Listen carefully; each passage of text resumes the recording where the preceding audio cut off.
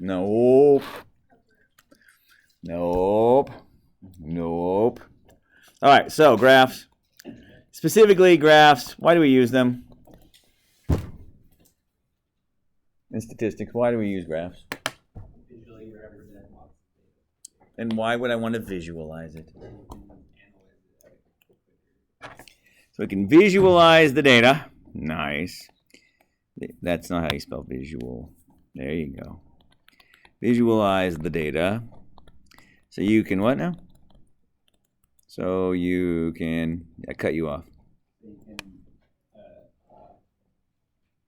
understand the data at a quicker glance. At a glance. Okay. I don't know. So you can see what's happening at a glance. Is that what you want to say? Yeah.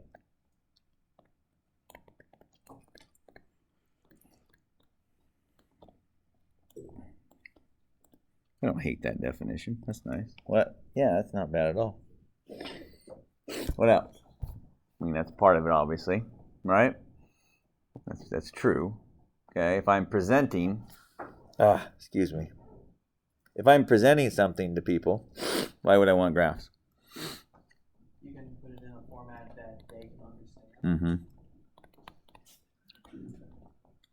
People don't take the time to read data tables. Folks can understand, especially if they don't have a in-depth knowledge.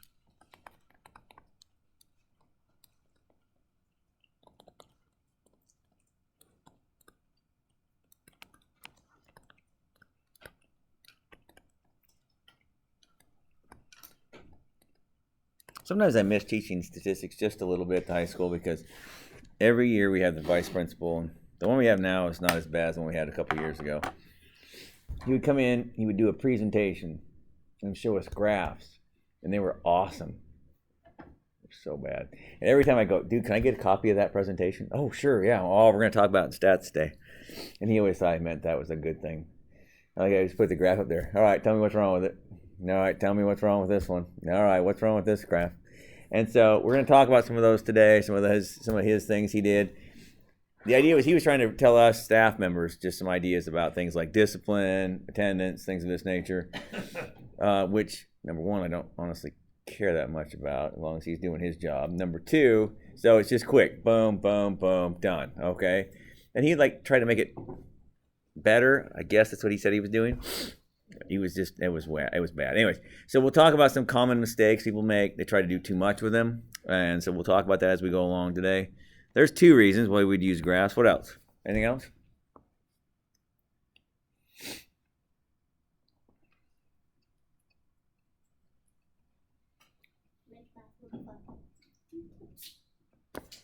Make it more engaging? Yeah. All right. Make the subject, make the data interesting? I don't know. Maybe I'll make the data interesting. I don't know. Maybe. And I would argue it's easier to fool people with graphs. Oh, for a lot of people on that spectrum. I would argue that's a huge piece of it. Okay. It's easier to fool people when you put graphs up there because they're like, I saw it. Must be right. No, okay. Yeah. And then you can highlight whatever you want to highlight in essence. Okay. So I will continue to bag on that. It's a true statement. I had this lady one time who was asking me for some help. She ran the crisis pregnancy center in St. Helens. This was 15 years ago, 12 years ago. I don't know, a long time ago now. And she wanted to tell people, she was in charge of fundraising, but she wasn't trying to we feel bad for us, give us money. It was like, this is literally what's happening in your town, and I'm in charge of raising funds. And they'd gone from 12 pregnancies to 24 or something like that. Whatever it was a 100% increase over the previous year. I don't remember what the exact numbers was. And she's like, well, how should I phrase that? I'm like, well, you can say it's a 100% increase, or you can say it's 200% of last year. Well, which should I put? I'm like, I don't know. I said, now when I hear 200%, if I'm the lay person, I'm like, Everybody's having a baby. All right, it's ridiculous. Okay, when I hear 100% increase, the average person I don't think really grasps that means that they doubled from last year. The average person's a little shy when it comes to mathematical prowess. They're not that good. And so I said, so you have to kind of play what do you want to do? And so she ended up going with 100% because she didn't want to feel like she was ripping somebody off. Okay, because she was like ultra ethical, whatever person. Other people have no qualms about that. Which one's gonna be more money? Let's do it. Okay. And it was one of those deals where she wasn't changing the graph. She wasn't doing anything else. She was just being very careful in terms of that. She didn't want to make it look like she was trying to rip anybody off at all. Right. Other people have no qualms about that. So I will keep pointing that out whenever I see it. But that's just something that's to think about when you're doing graphs. Now we're going to start off with categorical data. Pardon me, I took an allergy pill, but you wouldn't know it. Categorical data, sometimes referred to as qualitative data. So eye color, hair color, color of car, brand of car, football team, sport, floor coverings. Whatever it is, okay? They're just. Did you have linoleum or do you have carpet in your home? Okay, they are just categories. You're here, you're here. No overlaps. Just boom, there you go. So if a person were to say, let's do eye color, for instance, eye colors. I don't know, in no particular order.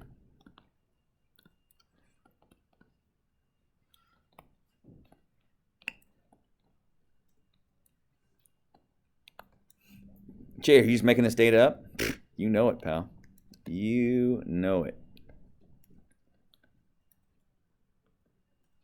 Nice. This is that girl I had in class one time. She had one of each color. Okay, you're over there in the other category. There you go. Nice. You didn't raise your hand, kid. That's because I have one blue and one green. Okay, we're making another table for you. No, that's fine. I don't care. Make a difference, whatever. There we go. How would you graph this data? The colors on the x-axis and bars. Oh, little bar chart, little bar chart. Love it. Now, we're going to talk about doing this in Excel in a few minutes, of course.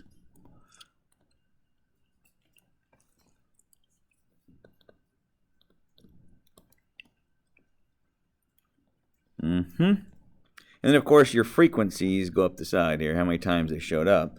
So 10, 20, 30, 40, 50, 60. Sweet.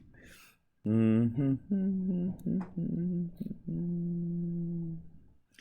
can see why I like Excel. It's faster and it looks better when you're finished. Awesome, man. Cool. That's disgusting, but there it is. And, of course, it's just a good old-fashioned, the book, Excel refers to this as a column chart because it doesn't column format. If the bars were sticking out this way, they would refer to it as a bar chart. I do not care. If you want to call it a bar chart, I'll be perfectly happy with you calling it a bar chart. Not a big deal to me at all. Okay. Oftentimes, when it's this kind of data, we'll put them in numerical order. So the first bar we'd make is the tall one, then the next tallest, then the next tallest, then the next tallest, then the shortest. Okay?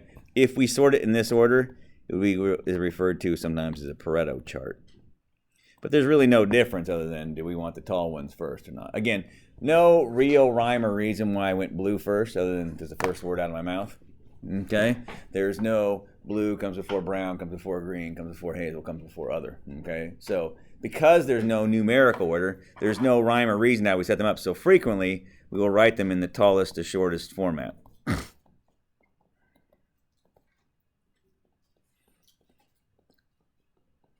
Other. And what is the purpose of this little chart right here? What is the purpose of when I write it in this kind of a deal? Yeah. At a glance, you can easily tell that Brown has the targets.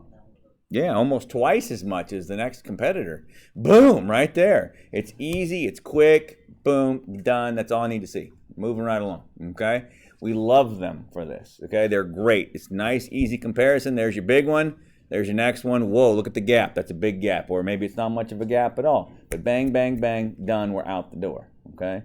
The guy I was talking about who did these for attendance things, he would always do this. He would always have the same kind of video. Now, St. Helens is not much of a hellion sort of a town. So if you're the vice principal in St. Helens, there's not a lot to yell at kids about. I mean, terribly. I mean, oh, did you skip again? All right, darn you. And then there's vaping in the boys' room and what. There's not a ton of bad stuff, okay? So every year he'd come out with this deal, and he would be like, he would literally put together a chart that would look like this, and you'd see this on the board, and you're like, what the Sam Hill's going on? It was the full width of the front screen. And you're like, my God, there's a zillion things up there. There are. Check it out, though. 5 times that one happened. I'm not joking. 5 times that one happened. And you're like, well, wait. So all these ones over here, from about here over, are like 1? That's right. So, well, why are you talking about it then? All right? It's a one-off, literally a one-off deal. All right? One kid did something stupid. Why are you putting it up here? Now, I have no problem if you want to highlight these first 4 or 5 biggest ones, and this is what we spend most of our time dealing with, a little graffiti, a little this, a little of that. Sweet.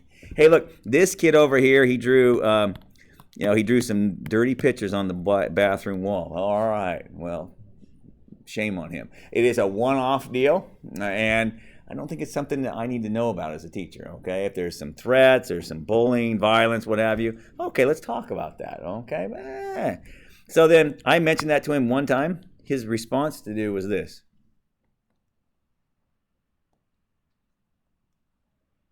That's not quite the right. Let me redraw these ones a little bit.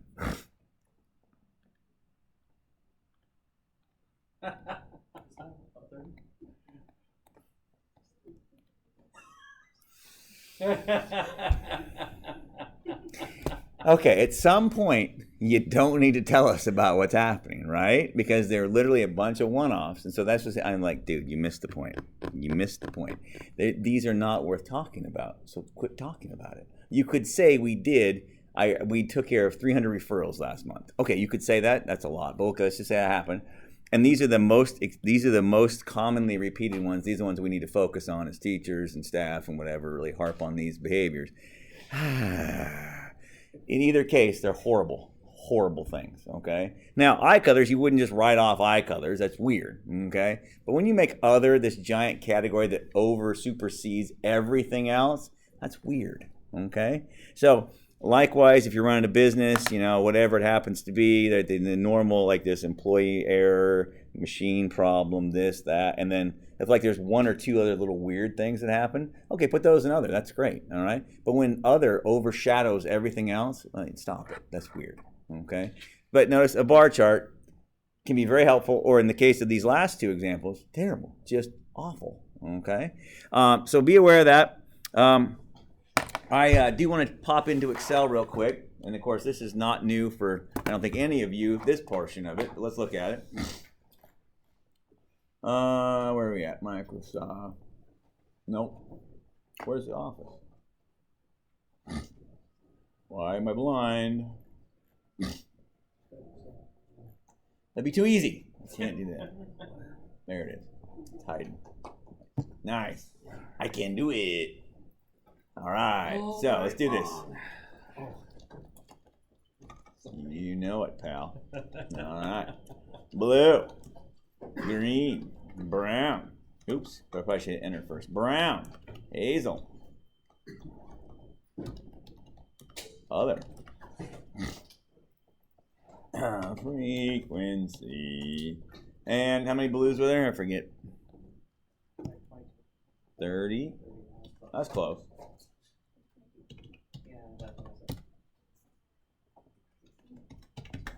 Beautiful.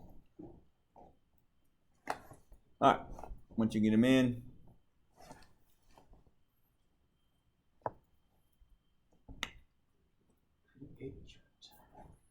go to insert, little column chart action right here, little 2D bar chart, sweet, 2D cluster. Just click on the 2D, first 2D column chart you come to. And pardon me while I shrink this down. Nice. All right. So notice it puts whatever is on the top there. So it used frequency as the default. Change that, I don't know, eye colors. Something that is descriptive of what's happening in whatever, Math 361 or wherever you got the data from, I guess. Make it descriptive. Don't just say eye colors. That doesn't tell me anything. Okay, I know what the eye colors are. Where did you get it from? The eye colors of fruit flies. Where'd you get the data from? Okay. I will hammer on the test, on the homework. If I don't see a good descriptive title, I will not be pleased. Okay, that needs to tell me something useful. So again, this is just your regular old column chart. If a person wanted to, what one could do, one could then highlight columns A and B. And then over here under sort and filter, you go to custom sort. And then you would sort by column B, that is the frequencies, and go largest to smallest. Now be careful, you need to have highlighted both columns, yes, first. Otherwise it just sorts just the totals. That's not cool. And hit OK. Voila, I give you the Pareto chart. Nice. Nice. Oh, good, bad, need help, you got it. You good? Okay. Again, that shouldn't be new to you at all. If it is, let me know, but I think that's pretty straightforward-ish for the most part. Now, we will do more of these. We will spend, however, most of our time tonight dealing with raw data, okay? Because almost never will the data be presented in this fashion, okay? So we're going to start off in a few minutes. I have some data that I made up, because that's what I do, just make up data. And I have this giant spreadsheet full of data, and we're going to look at that, and we're going to do some graphing out of that giant spreadsheet in a little bit. Okay. Got it? Any question on this part? Okay. Again, when we turn these in, I don't want your spreadsheet turned in. I find it kind of weird and off-putting to turn this in as a spreadsheet. So I think the easiest way is to copy that and paste it into Word. Now, again, you're going to be having a assignment on graphing. And so if you paste it into Word, if you go paste it as a picture right there, I think that's the easiest one for me. Now, it should not default to being a connected thing, but you know, it's only been the last, I think, two upgrades of Office when it hasn't been automatically connected. Prior to that, it was automatically connected. So if you changed the graph, even after you paste it into Word, it would change. If you change the data, it would change it in the Word document as well. This one girl, one time, she's like, "Mr. Grimm, why do I have a page of 30 of the same graphs?" I'm like, because you didn't paste it as a picture, you pasted it as a connected thing. So every time you change the data, it would change your graph and it's a match. Question? Screenshots are out. Screenshots are fine. Yeah, you do. Whatever. Yeah. Perfect. Okay. Again, I just think this is nicer to turn in. That way I can just kind of go, yep, those look all pretty good, as opposed to having to scan through Excel tab after tab after tab trying to find them all. Just it's easier. It's for grading purposes. How about, what else could we do with that data? So let's go here. Blue. I'll write it again. Blue. Oh, fart. There we go. Blue, brown, green.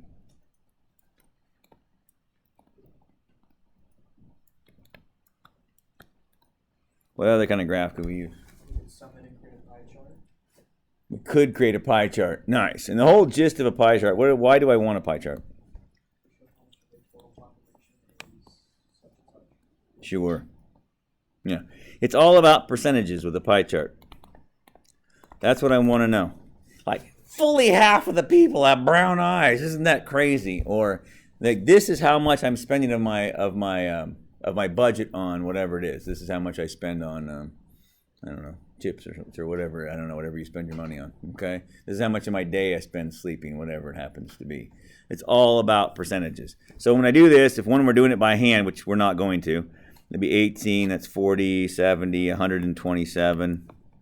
So like, for instance, 30 out of 127 is roughly, I don't know, 24% or something. That'd be my blue-eyed folks right there. Okay? And so on and so on and so on. Now, we're not going to do that in by hand at all, so don't even really sweat that too much other than to know where it comes from. But in here, you take these guys again, go to insert pie chart. Now this first pie is the one I want you to use, okay? Never, ever, ever, ever use the 3D pie chart. But why not? Well, it overcomplicates it to some degree. But what does it do to this one that's in the front? Makes it bigger. Makes it look a lot bigger. So if you want to lie, that's a pretty good way to lie, is to twist these things around like that. You can also click on these, and there's a way to do it. I forget where it's at. It's in here, I think, somewhere. No. To lie effectively, you have to leave off the labels. Yeah, well, no, yeah, we'll get to that in a second. Yeah, so we're gonna go away. Yep. And then, oh no, where's it at? Oh no, stop, go away. Right click. 3D rotation, yes. Yes, oh yes, it's exciting. So then you can go, oh, let's see. Oh, that's too much. I don't want to rotate that much. Then you can dink, oh. That's not helpful. That's not helpful. Anyways, you can make it so that it looks even worse, okay? At some point, people are like, you're an idiot. This is just stop, okay? Personally, I never make a 3D pie. As soon as I see one of those, I know people are trying to screw with me, okay? This is the newest and latest and greatest in designer pie charts right here. Well, it's a donut chart. Yeah. What does it mean? It's a pie, but someone thought they'd be funny and creative and leave the middle out. It doesn't cost you any less, so go with the pie chart, okay? And don't try to get cute. It just makes things weird. Now, if we had, for instance, we were talking about all of Africa, for instance, and you're talking about GDP of all the countries in Africa, you'd have like 4 or 5 pretty good sized ones, and then you have about 35 that fall about in this much of the total pie, yes? Mm-hmm. That's the whole point of these two guys here. It pulls out a couple of bars, like this one, this green might be other, and then it makes a pie chart specifically just for the green piece, okay? So there's like 87 countries represented in this little green part right here. They would get their own little pie chart. That's like the little kids table, if you will, over here, okay? Same thing with this deal, except it basically becomes a little bar chart off to the side, okay? It makes your pie into more of a brownie, if you will, okay? It is what it is.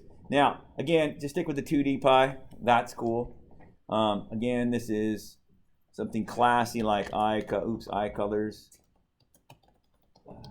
and 361 or what have you. And then if you have this version of Excel, there's a couple things to do. I guess one, my favorite way is that if you have this plus sign, if you click on it, data labels pops up. But you notice the data labels right now these are just what? The actual frequencies. So if you can do a couple things. You can click on them, or rather right click on them, and then go to Format Data Labels. And then you can change into percentages instead. Okay, so if you just right click on your variables there, on your words, right click on your letters, on your numbers, I'm sorry. For God's sakes, click on the numbers. There you go. Format Data Labels, and then put percentages and click off of values. This is handy. You can drag this 1% out to where you can see it more betterish. So just grab it. Maybe I can. Come on, Betsy, move. I said you can. Aha! Yes. So notice if you do it right, if you drag it, it has what's called a line leader on it. So it'll say this is where I'm pointing to. Okay? So if for some reason you're like, I want to make that a little more clear, that's sweet, nice. You can, if you're weird, for instance, this bothers me. This has always bothered me. Like, look at this. Brown is what? Blue. It's like those Victoria's Secrets pants, whatever, where it says pink, but it's written in green, and you're like, God! Anyway, if that bothers you, like it bothers me, you can click on the fill button here and pick the color that makes you the happiest. Be careful. Notice I have selected the entire pie. That is useless. So if you're going to do that, you must click on a single piece. Click it twice. Now, if you change the fill colors, you can make it a desirable color that makes you happy, like, I don't know, brown. I guess. Gross. Okay? And, I mean, I wouldn't leave it probably that color, but you can do what you want. Yes, sir? Percentages. So you right-click on one of your numbers, and then go Format Data Label. Right there, and then it says percentage right there. Click off of values, click on to percentages. Yep. And but whatever, knock yourself out. But don't spend an hour changing colors. All right. At some point, people are like, it's just a graph, dude. It's fine. Somewhere up here. Oh yeah, here we go. Wait, stop, come back. What was I gonna do? Oh yeah. So if you click back on your graph here under design, there are some standard designs up here that some people like. Good for you. I like that one. Ooh, I like this one. Ooh, that's pretty. Ooh, there's more. You're trying to be too cute. Here's a word of caution. Never, ever, ever do a handout and print it out like this. It'll get plugged up in the copy machine so fast it'll make your head spin with this much black. Okay? It's just not a good idea. You try it and you're like, hey, it didn't work. Yep, been there, done that. So any of these work. This one is too much stuff on it. I don't care for that one. But you do the one you like the best. I won't criticize you. Because it's really just, at some point it becomes an exercise and I like this one better than that one. Okay, good for you. Click, click, click. There you go. Click. Ooh. Oh, I forgot to say that. Also, notice I can click on this green pie.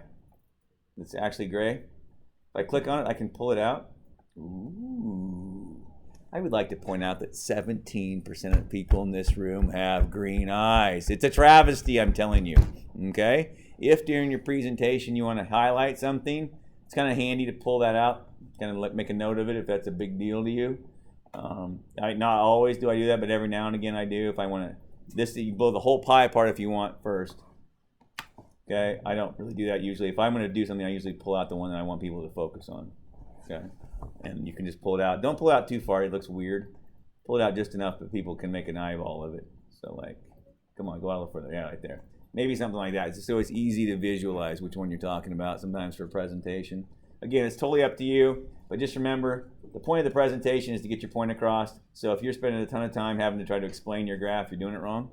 Okay? Your graph should be telling the story. You're just up there babbling, right? And this is a picture on the wall.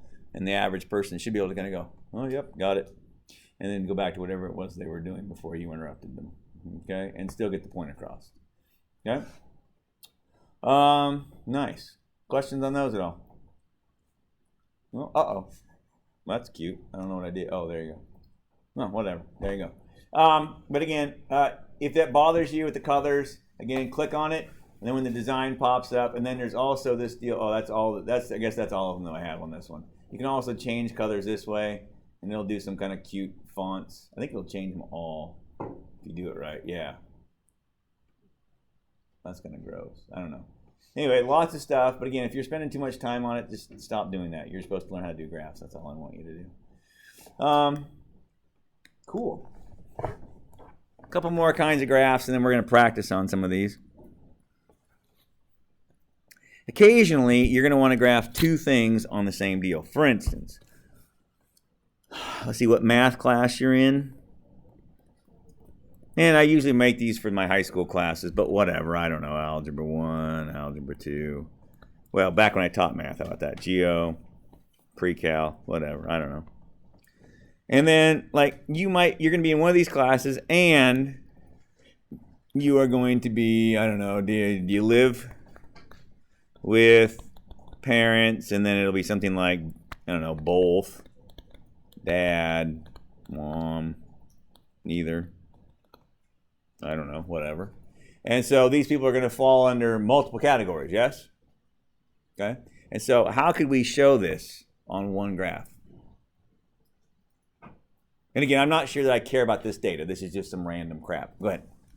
I can't remember the name of it. Well, just explain it. Columns of what class you're talking about, and then on top has the both dad, mom, neither, and it has like X in each. Not quite. Not quite. Close, but not quite. What if I did this? What if I made, I don't know, Algebra 1. These people are all in Algebra 1. And then I did some of this action, both. Dad. Mom.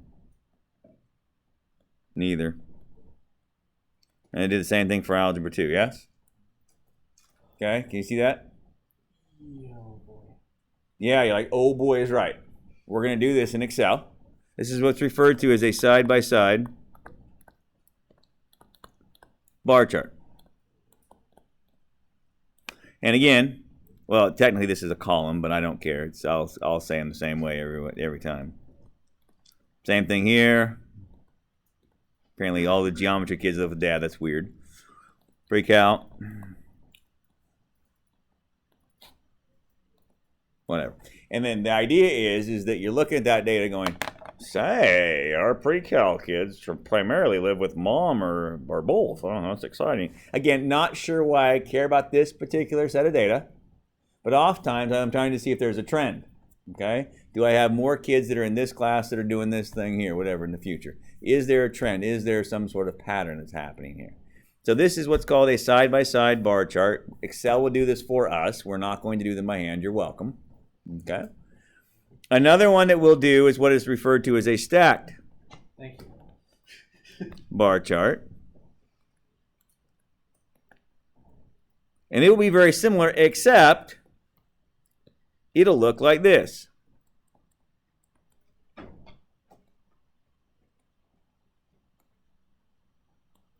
Everybody in this bar is in Algebra 1.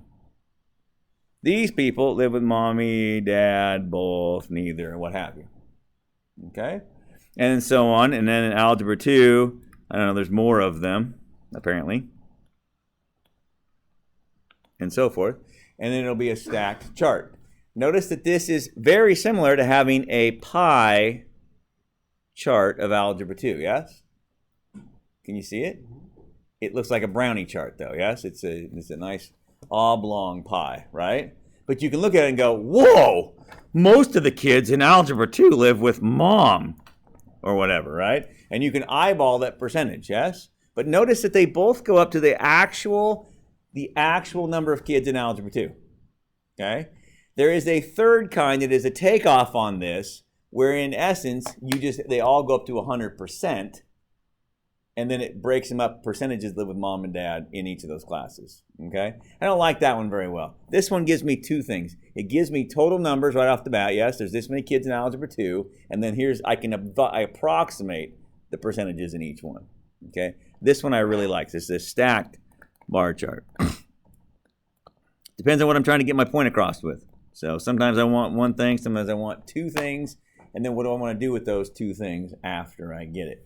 So, without further ado, oh, fart. I'm recording this. I'm sorry for those of you that are playing along at home. I'm going to have to come back on. Okay, here we go. I forgot I kept changing screens. I'll do it on here. I'll be a nice guy. Go to your OIT, the class, and on the home page, under the home tab there, it should say data for 361 or something, I think.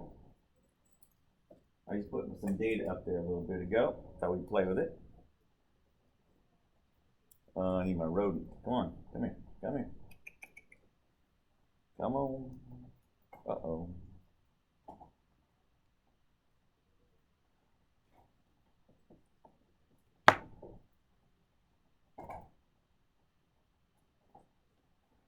There we go. 361 .xl, yeah. That's the one. That's the one. OIT.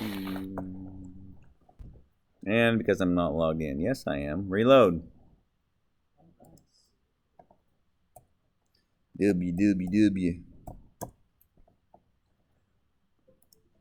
Here we go. I don't know if I asked if I want to save the data when I already had the data. Anyway, courses, fall 361, sweet. This 361 data, nice. Download that sucker. Boom. So how'd you come up with the answers to fill in about that? Oh, I just made this crap up. Because there's a lot of data. Oh yeah, no, totes. So, in fact, this is kind of fun. You can watch me do this if you want to thrill your friends. Hey, ladies, want to watch me generate some data? All right. Now, listen, so you go to data. Now, if a fellow wanted to make his own data, this is what I did. This is what I did here. So on the numbers, I went in and I just made it so it was normal distributions, which we'll talk about later on. But watch this. So if I wanted to do eye colors, well, let's do blue. What percent of people have blue eyes? Make up a number. I don't care. Tell me now. 7%? I think there's higher than that. Oh, 27. Got you. So 0.27. Cool. What about green? What? 7%. Let's screw the people with the green eyes. That's awesome. What about brown? 49. What are we missing? Hazel. So 56. I don't know. I can't do the math in my head. Equals sum. What? Equals sum. There's a J in Hazel. Oh, I don't care. It's Russian or something. There you go. Cool. Yay! I do that to show that it adds up to 100%. Okay? So if I was going to make some new eye colors here, I don't know, eye colors. I already have this, but I'm saying this is how I did this if you're asking me where it came from. Under data, over here it should say data analysis, but it doesn't. So this is what I did. I just went to File, Options, Add-ins, Go. This analysis tool pack, which is neither here nor there. See? Aha! I knew it. So this is why I don't do it. Because somebody, yes, I want to cancel the setup. Oh, but then you didn't cancel it. Because somebody will say, my Excel doesn't have that. And that's exactly why I don't use Excel for this anymore. So Excel will do it. I end up using Google Sheets to do it frequently because their thing is built in. Everybody can do it. But anyway, I just go through and I just have it generate randomly data for me. That's what I did here. Okay. So I highlighted. I said, listen, this many 40% of people have BMWs, and this 22% have this, and whatever. And I just let it make it generally random up for us. Now, what I'm going to do tonight is we're going to highlight the data. So click on brand of car on this, not the columns. Brand of car. Highlight down and across. And there should be 200 of them. And then we're going to insert pivot table. If you've never used a pivot table, oh, friends, this is going to be fun. This is my favorite thing. I love a pivot table. Now, this happens. You just hit OK. Whatever. And then this happens. And this is where somebody gets really upset because it looks like all of your data is gone. Your data is not gone. It's on another sheet. Okay. Now, let's do a pie chart for brand of car, shall we? So click on brand of car and drag it to rows. Notice that it says these are my row column totals. Yes, this is what they are. But I want to know how many there are. So I'm going to drag brand of car to values as well. Nice. And so it says there's this many Beamers and so forth and so on and so forth. Yes? Nice.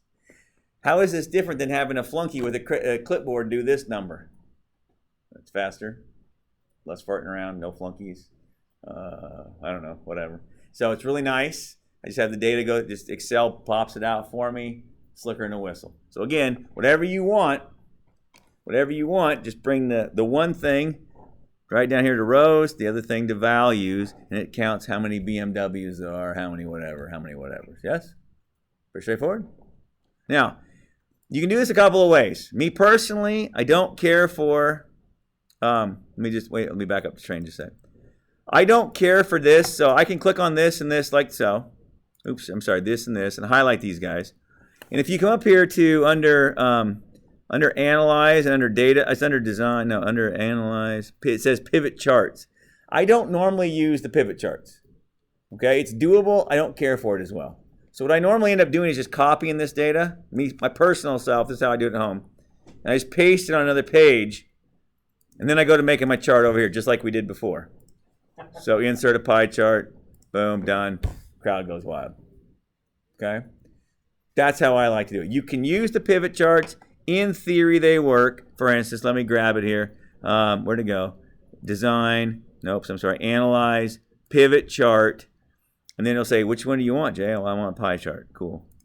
And it works, and in theory, it's great. Here's the problem. This pivot table right here, this guy right here, is attached to this pivot table. If I want to use the same pivot table to make another one, then I have to like do something different with this graph, okay? Now, that's not to say I can't make another pivot table on another page.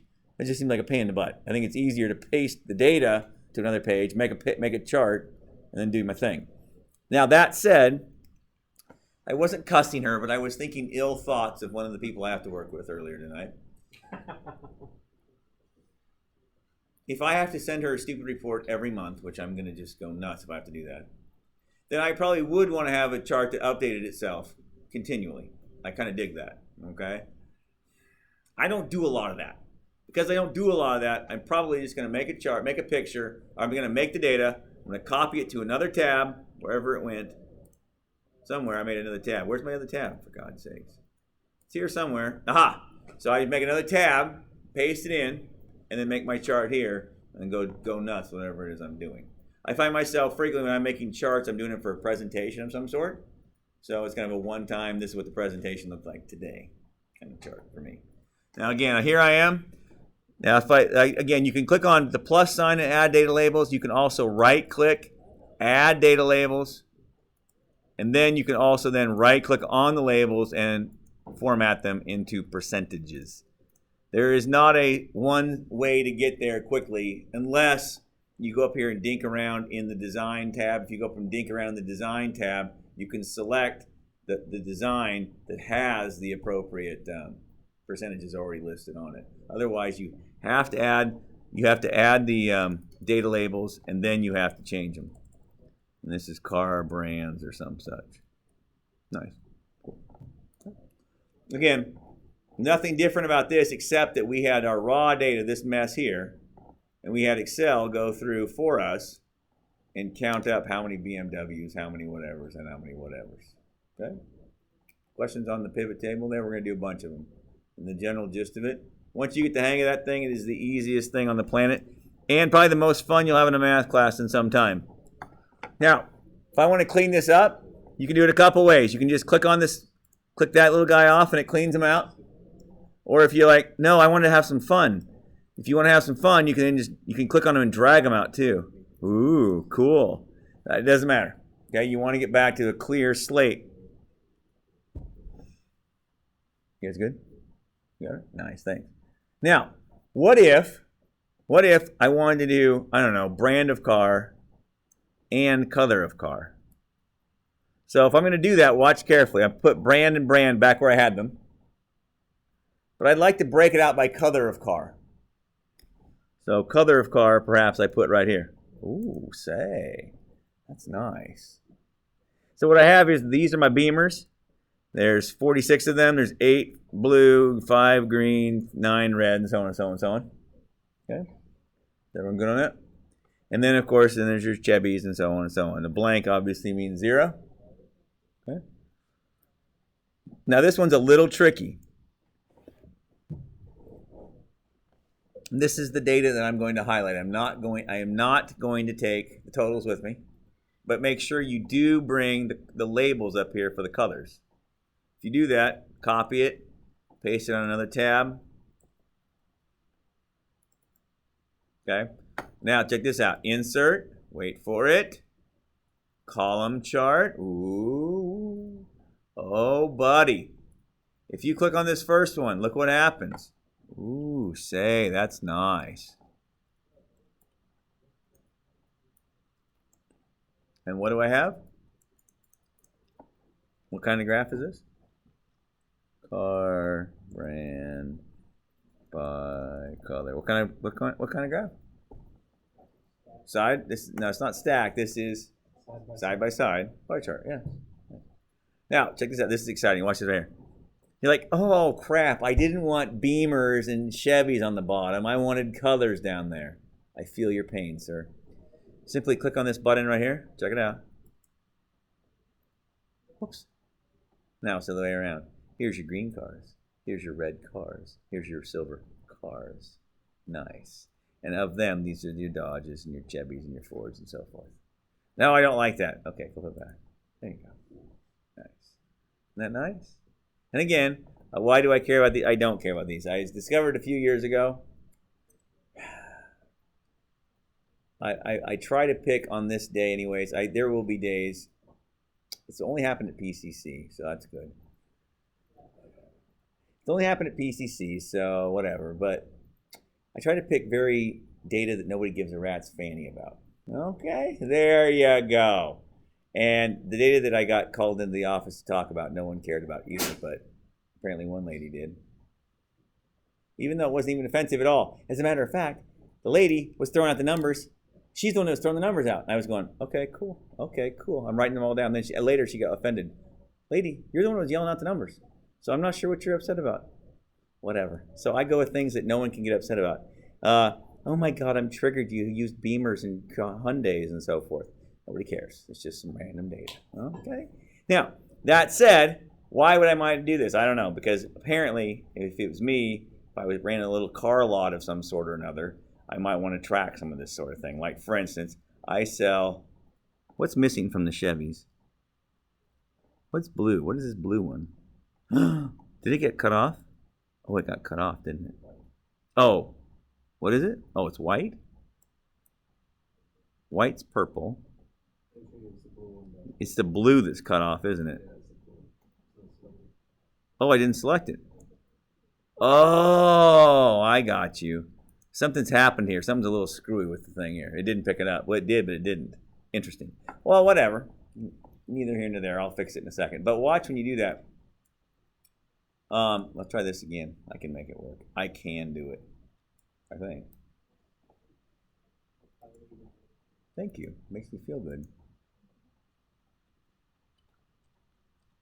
Yes, it worked that time.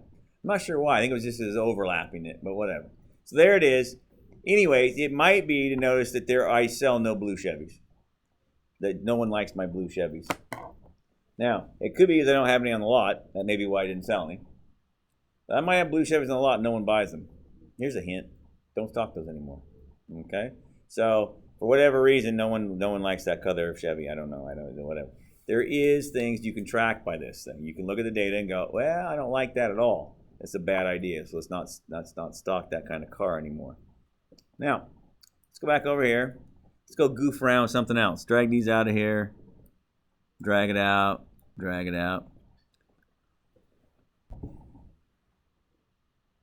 I wonder if there is any relationship to a person's feeling about math and what math class they're in. I wonder if there's a relationship there. Think about that for a minute. If you're in pre-calculus, why are you there? Probably because you're good at math and you like it. Ish. Sort of. I didn't really, but whatever. The teacher was pretty cool. My friends were there, so I took it. I wasn't happy about it. Yeah, I get that. But some people are like, oh, this is the greatest thing. Oh, my God. Yeah. Versus Algebra 1. If you're in Algebra 1 in high school, you don't like math very well. Yeah, it's just a general rule. If you were good at it and you liked it, you took Algebra 1 in 7th grade or 8th grade. Yes, as a general rule. That's pretty common. Maybe 5th grade for some of you. I took it in 5th grade. That's ridiculous. Maybe. If you're taking it for the first time as a freshman or a sophomore, you probably don't like math very well. So is there possibly a difference in what people feel about math based on what math class they're in? Possibly. And that's why I love these charts. So let's grab math class. Where's math class? Math class. Ice cream. Class. Oh, is it class? Yeah. Gotta have ice cream. Gotta have ice cream. So class and class. See them? There they are. Oh, wait. This will happen. Oh! Where'd the thing go? Click back on the chart. It's still here. It's okay. It's okay. And then feelings about math. Sweet. By the way, if you had put feelings here and feelings here and then class here, you get the same chart turned on its head. Right? Same chart, just turned on its head. Now, if I look at this, does it look like the same percentages across there? And how would I figure that out? So you're saying, I feel like you're saying this. I'm going to copy this to another table just for a good time. I think I'm going to do it this way. And I'm hearing you say What I'm hearing Sam say is that maybe if you do this, I'm just going to put the labels here so we can play along at home. Sweet. So I said equals this dude divided by this dude, and I'm going to give it the old dollar sign notation. If you recall, we want it in the dollar sign in front of the E. If you remember this, because I'm going to drag it down and down in just a minute. And so, but I always want it to stay in column E. Yes. And drag it over. Whee! And drag it down. Whee! Nice. And so this worked out right. That worked out nice. Good for me. Nice. So when I look at this, what do you notice about people who think it's fun? What % of people think it's fun, roughly, in every class? In every class, what % think math's fun? Right around 9% in every class. You see that? It's almost exactly 9% in every class. Now look at the hate it's over here. That's kind of a wide gap from 65 to 77%. Are you with me? In other words, if they were all right around 70, I'd be like, yeah, that seems pretty like there's not a whole lot of difference there. And what about the OKs? Yeah, see, it goes from 26 down to 13%. That's quite a bit different, yes? And so later on in 362, not in this class, but in 362, we'll talk about there is a test to show if these are what we would truly refer to as independent events. Okay? So if they were truly independent, then they would have the exact same percentages in each class, right? And if they're not, then it's dependent. Now, does that mean because you're in Algebra 2, you have to hate math? No, that's not what it means at all, for God's sakes. It just means that there is a relationship there of some sort, okay? It tends to be more this way or that way. Sometimes you can explain it. You know exactly why it is. Other times you're like, I don't really get why that's there, but it's clear from the data there's something going on, okay? This happens in demographics all the time. When you turn on Oprah, you expect to see certain commercials. You would not ever, I've not watched Oprah in years, but I can't imagine turning on Oprah and going, oh, look, there's something about my fantasy football team, which I don't do fantasy football either, but whatever, let's make it up. There's not going to be a Cialis commercial during Oprah, okay? There's not going to be probably something about Ford trucks during Oprah, okay? Likewise, during your football games, there's a traditional, these are the people that sponsor those shows. Because why? Because a different kind of people watch different shows, yes? And you'd be a fool to spend millions of money to try to get people to buy your product. People aren't even going to buy your product, they're watching that show, okay? Well, and so people are like, oh my God, that's terrible, that's sexist or this. No, it's called a fact. You don't want to spend your money if no one's there to buy your product, okay? That's the whole science of demographics is right there, okay? That's why, as I get older, I listen to my radio stations, like old talk radio sometimes, there's some 70s and 80s music or whatever, 90s music, whatever, I don't know, older stuff. And you're like, why do I keep hearing the same commercials? Divorce for Dad, erectile problems. Anyway, it's literally the same four or five subject matters is what advertises. Why? Because old dudes listen to this station. That's who listens to it. And so that's who advertises there, okay? Now, I can't tell you what they advertise on other channels. Guarantee it's not that, okay? But every time you go on, doesn't matter. You're like, oh, they know I'm here. That's right, they do. They know I'm here because that's people who listen to this radio station or this TV show or what have you, okay? The creepy thing is when you're on YouTube and you have targeted ads on you on YouTube. That's what creeps me out. I'm like, say, it knows what I watched.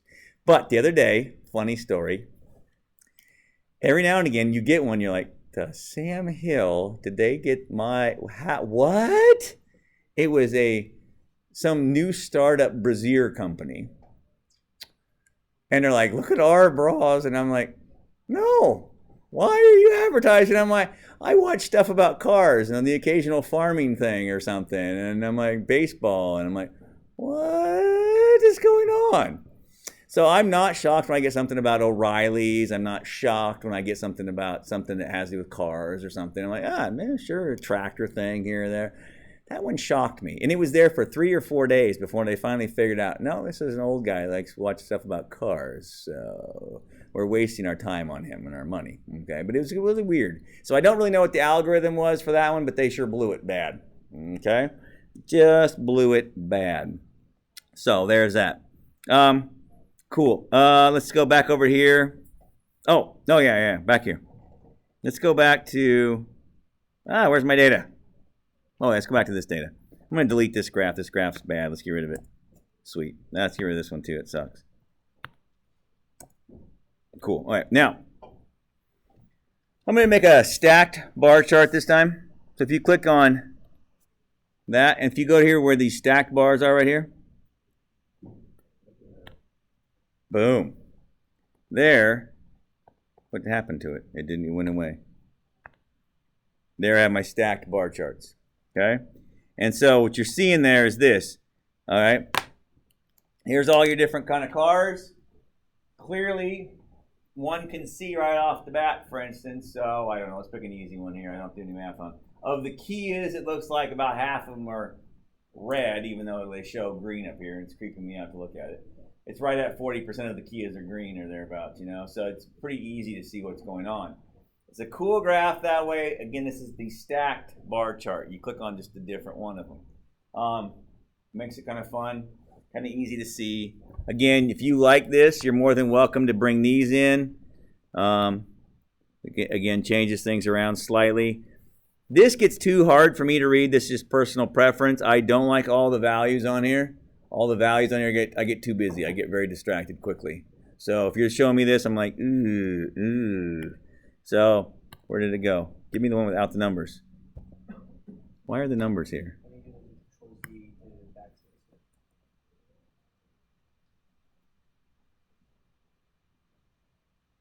Oh, whatever.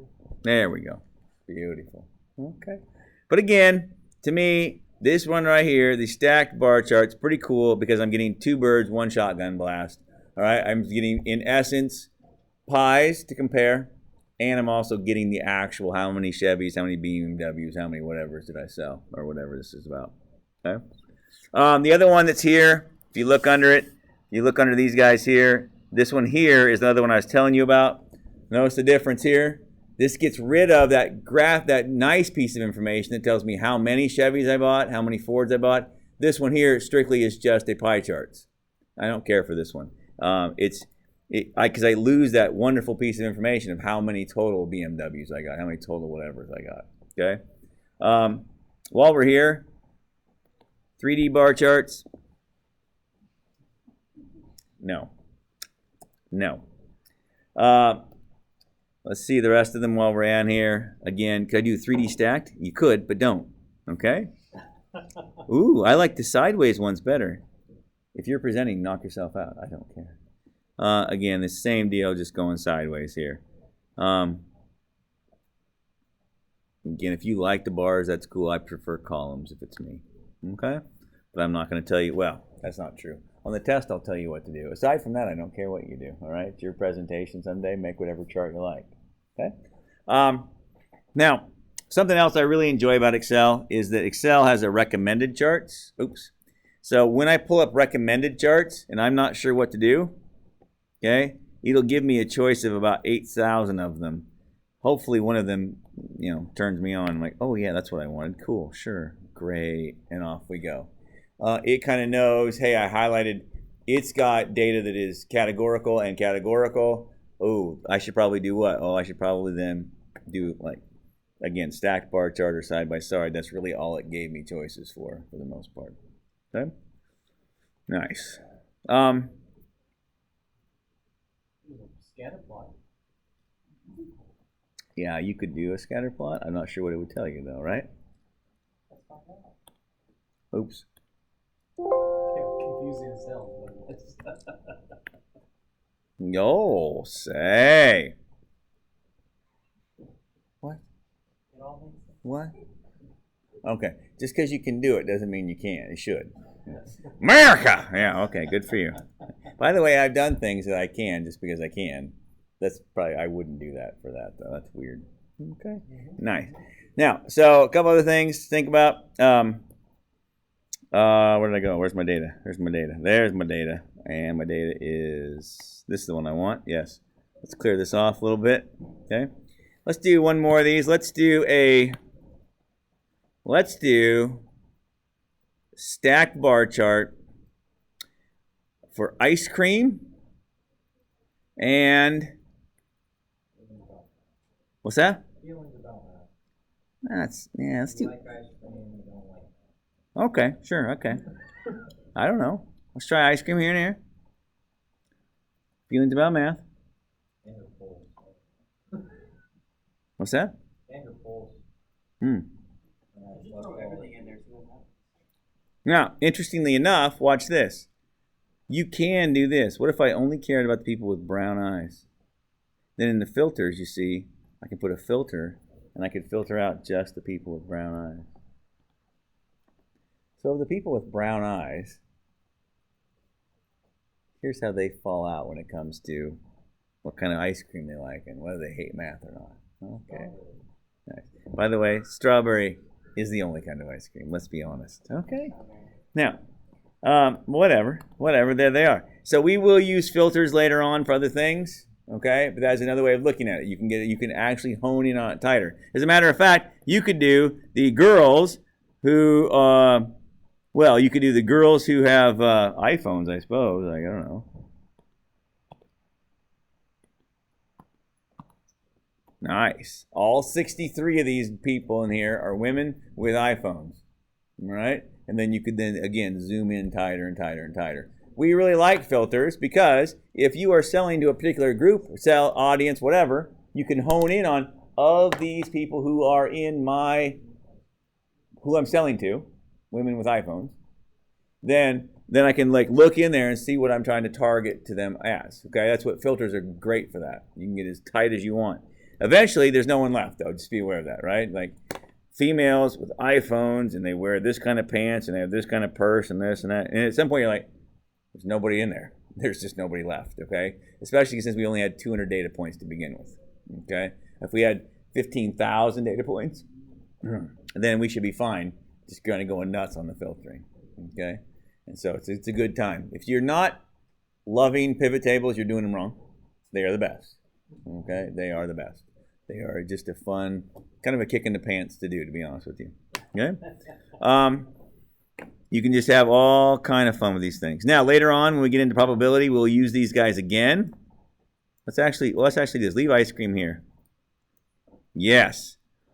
If you were to reach in and select a person, what is the probability that they will like strawberry ice cream?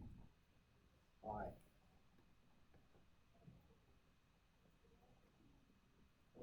40%. It's 80 out of 200, yes? Yeah. This is why we love this. I hit pivot tables again later on when we get to probability, because in essence, this is what you do in the back of your mind. Every day you're collecting data. Every day, everywhere you go, you're collecting data. And when something happens, you immediately go, oh crap. Or you go, yeah, that's going to be awesome. The only reason you do that is because you know from experience that when this happens, this happens, and this happens, this is the next most likely thing to happen. Good, bad, or ugly. Okay? A few years ago, I had this boss who was horrible, which I know is every boss I've ever had. I know.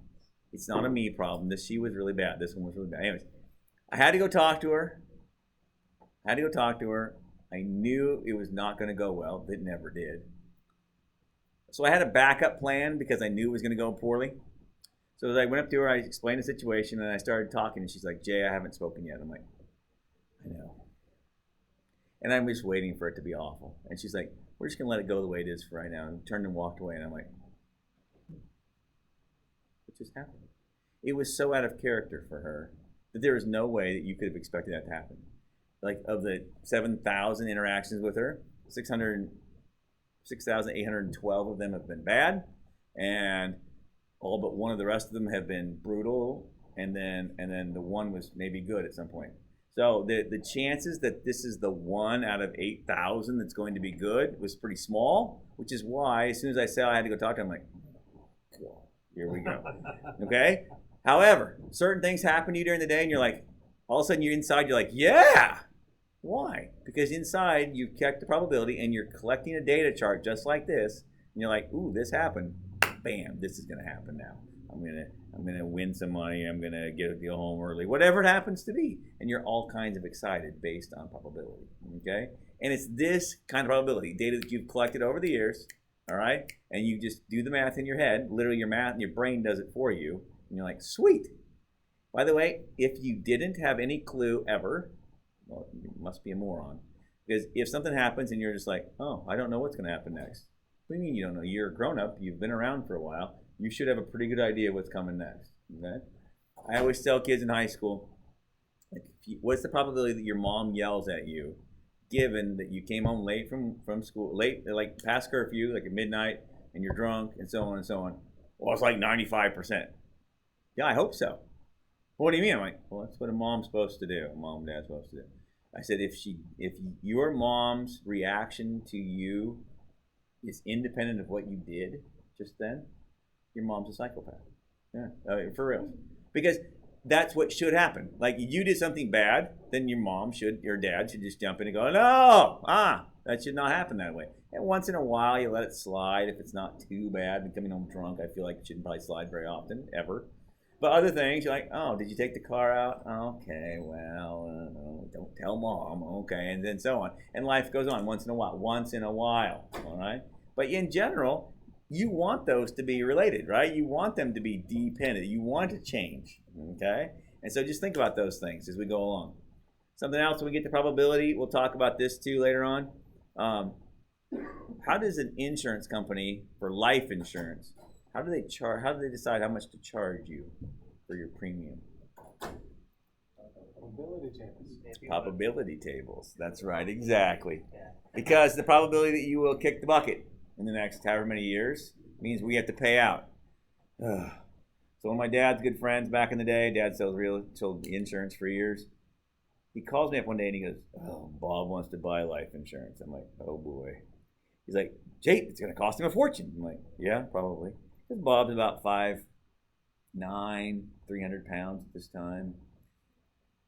Early 50s, not healthy at all. Heart attack or two, diabetes, the whole routine, right? And so his probability of keeling over dead fairly soon is pretty high. Hence, the insurance company obviously going to charge him more. Wrong! They wouldn't even sell him a policy. That's because the probability of him keeling over dead is so high, they're like, yeah, we're never going to make any money on a guy like you. We're not even going to sell you a policy, okay? And it's pretty crazy, all right? And so if you're a young person, you're in good health, this and that, we'll insure you for basically nothing, okay? Because for every 100,000 of you that we insure, one of you will die. We'll be making money hand over fist. We'll pay out for the one that dies. And by the way, that guy got run over by a car, which we can't account for that. That just happens, okay? We're talking about just normal things happening. And it happens sometimes, but whatever. And then if like, oh, you're a race car driver? Yes, I also jump out of airplanes. And I also jump motorcycles. That's part of my thing. Freestyle, loop-de-loops and whatnot. And, all right, cool. Yeah, we're not going to insure you either because, you're going to die. Just things of this nature. You smoke. Oh, good for you. Cool. No, sorry. And so that's the idea. You higher probability of dying. Boom. But where did they get that probability from? From watching people dying. Oh, they died. What happened? Well, he was this many years old. He had this problem, that problem. Oh, interesting. And you collect data, not unlike what we just had. And then you go through and go, their average age of death or their probability of dying between here and here is this and such. Based on that, we're going to need to charge you a bunch more money. Okay? In theory, that's how it is for all insurances. However, for car insurance, you're like, well, I only get liability, so that doesn't count. Okay? I mean, we're just going to charge you. Obviously, if you're a young kid, we're going to stick it to you harder because you're going to do dumb things because that's what young kids do.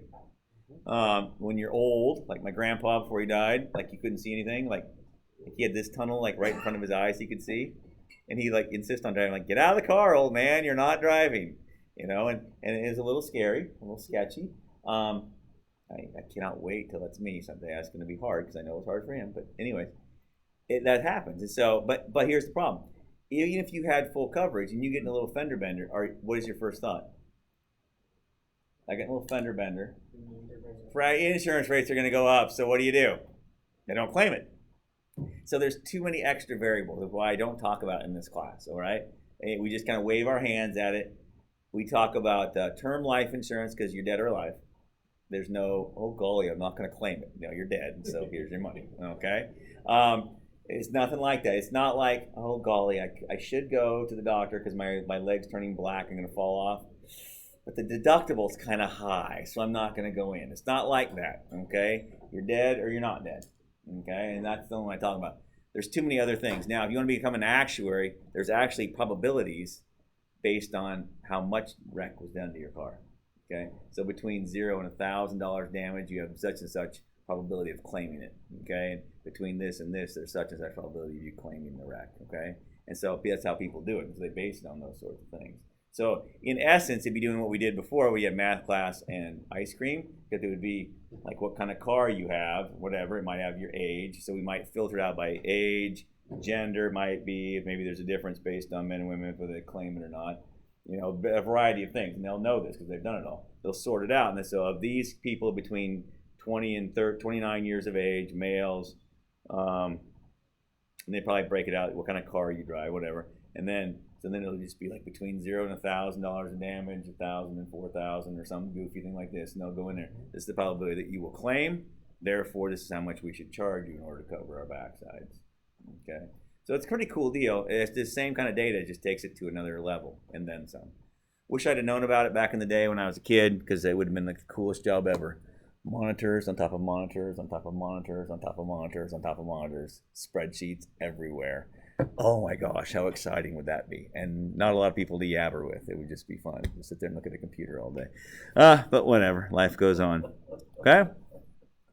So yeah, had I known about it, I would have totally done that job. That would have just been the funnest, one of the funner things ever. I like probability. I love statistics. And I like application. It would just be kind of fun. Oh, this is how much we should charge this feller. Yeah, nice. All right. Nice. So, let's do this before we take a break here. I do want to show you this graph. It is a bubble chart. This is Africa. No, not Africa. Bubble chart for population,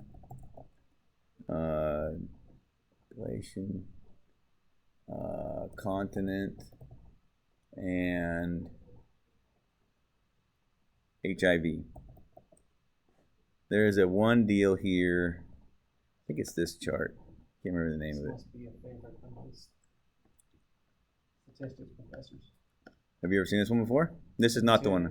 Oh yeah, it came every time. Okay. This one is just fun. I don't really care about this so much as this isn't the one I want. When I get to the bubble, I'll show you. The bubble's the only one that makes me happy.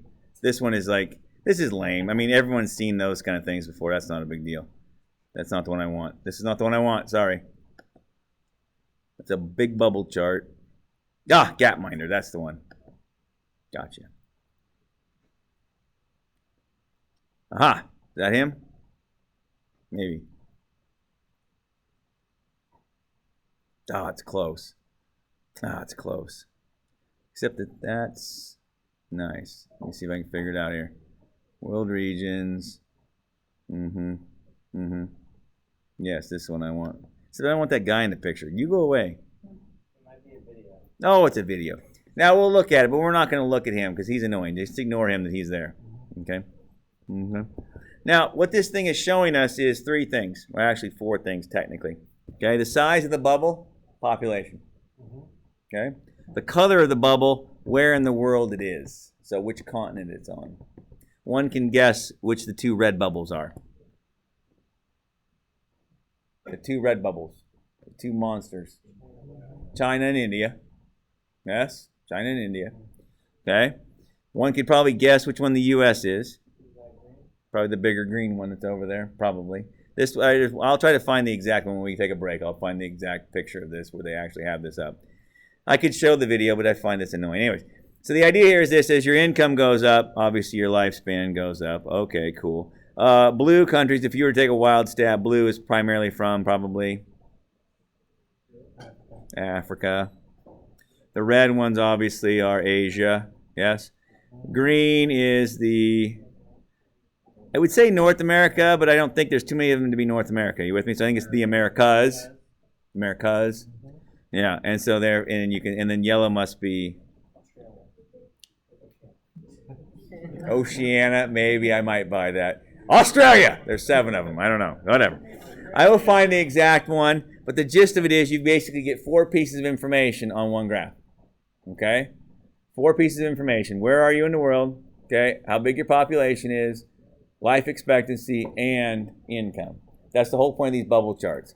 Now, fortunately, I never have to make one of these, right? Because I just never have to really show this much stuff in one deal. This is a chart that they come up with over the years for a way to show, hey, here we have some data, and you can get 4 things on the same graph, and it kind of makes it pretty. Maybe I will play. This shows income and lifespan in the world today. Each bubble is a country. I'm regretting it Color already. shows region. The Americas, Europe, Africa, and Asia. And size is population. The big ones are China and India. I said that. And this is income, GDP per capita, from $500 all the way to $50,000 per person and year. And this is lifespan, life expectancy in years. These countries I have should the make one of these lowest deals for income myself. and the shortest life. And from this corner down here, there are countries at all levels, all the way up to this corner up here with the highest income and the longest life expectancy. There are no countries here. On this high income, there is no country with life expectancy below 74. And there is no country here. On this low income, there is no country with life expectancy above 64. But look at the big picture. Most people live in middle-income countries.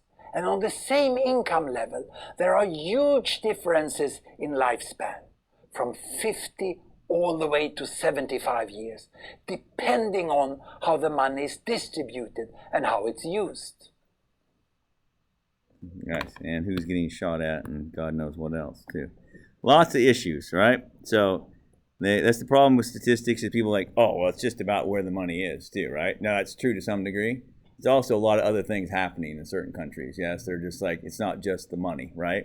So you're like, here I am minding my own business, being poor. That's not going to kill me per se, all right? But some of the other stuff that's happening in some of these countries, a little dangerous at times. Okay, so that's the problem I have with statistics a lot of times, trying to shake things down like, oh, it's all about income. No, it really isn't. Is it about certain different things? Yeah, there's a lot of other things going involved into that. So when they make a big deal about that, is there a relationship there? There most certainly is a relationship. And yeah, it's true. But it's obviously not all about that. So when he points out that one country, clearly they have some other issues going on in that one country, clearly. So, all right, take a break. I'll hit pause. I'll see if I can find the actual graph I wanted to show. Okay, they've taken and because they've stretched this out so far, you made it look like there's a huge difference between, let's say, oh, I don't know, here and here, or from here and here. Oh my gosh, it's a lot different. Well, or, a huge difference, when in fact, it's less than 1% of a difference from here to here.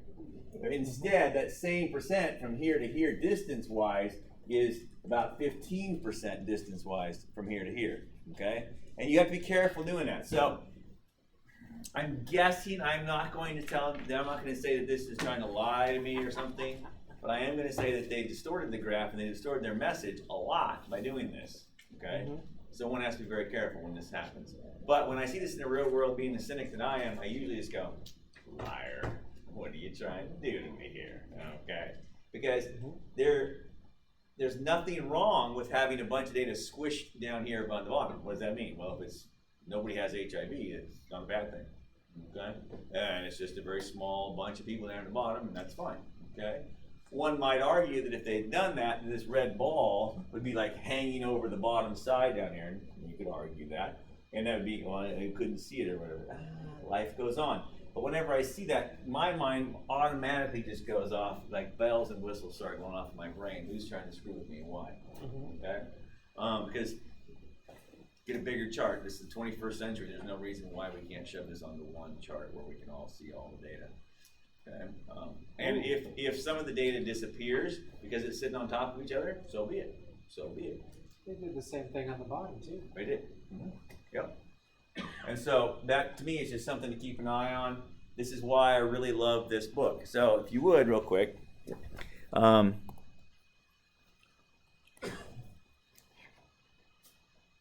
to Lie with Statistics. It's chapter 4. No, chapter 4? Chapter 4, I think. Yes. No, chapter 5. No, chapter 4. Yes, the chapter 5, the Gee Whiz graph. Nice. Whoever did this just copied it just side to side, apparently. Oh, come back. No, stop. Stop. I guess if you didn't bring your computer, I can leave it up here and you can read it for a few minutes. All right. To me, this is one of my favorite things, is that how this guy does this. This whole book is just amazing. But everything they talk about is what happens still today. Notice how the national income, that's GDP, was $20 billion. Ha! You know, what are we, a couple trillion now? Whatever. As I say, throw a few zeros on the end. Everything else is the same. Okay?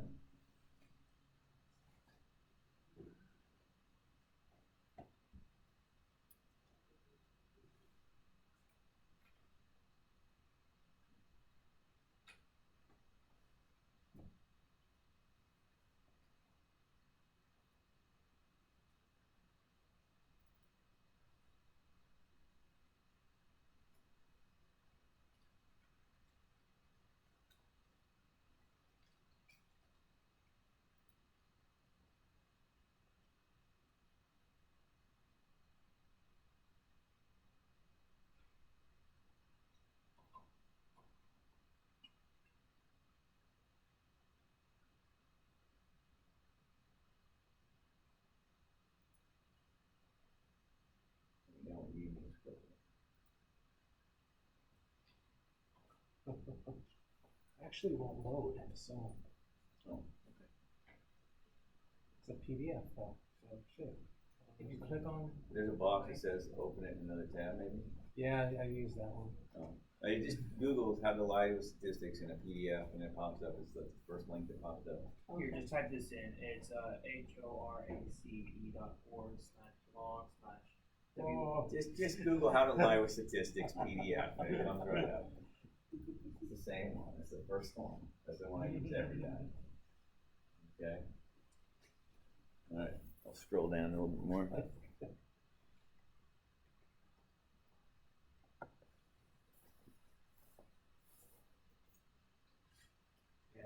archive.org.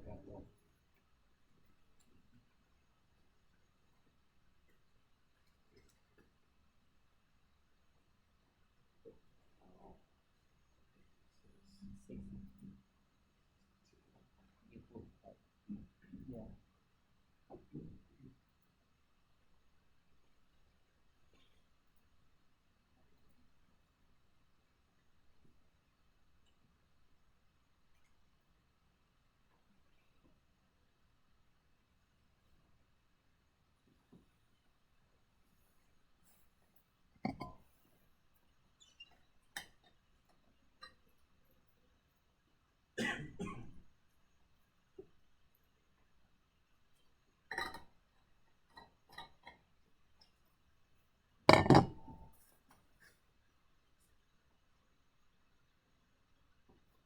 That's great.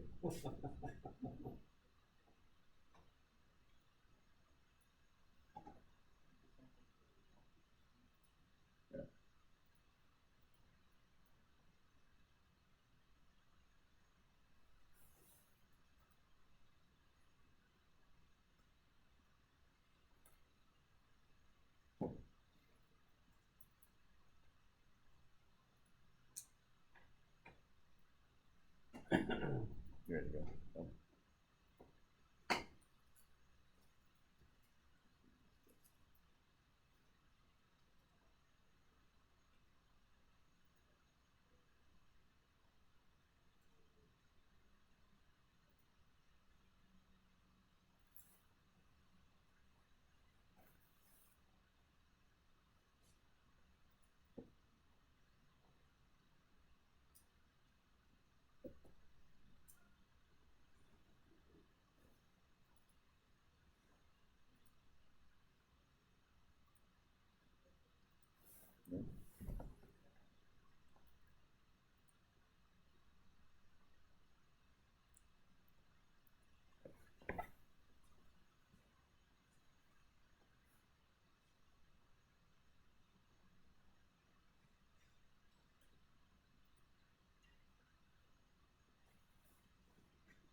is my favorite one. Same graph.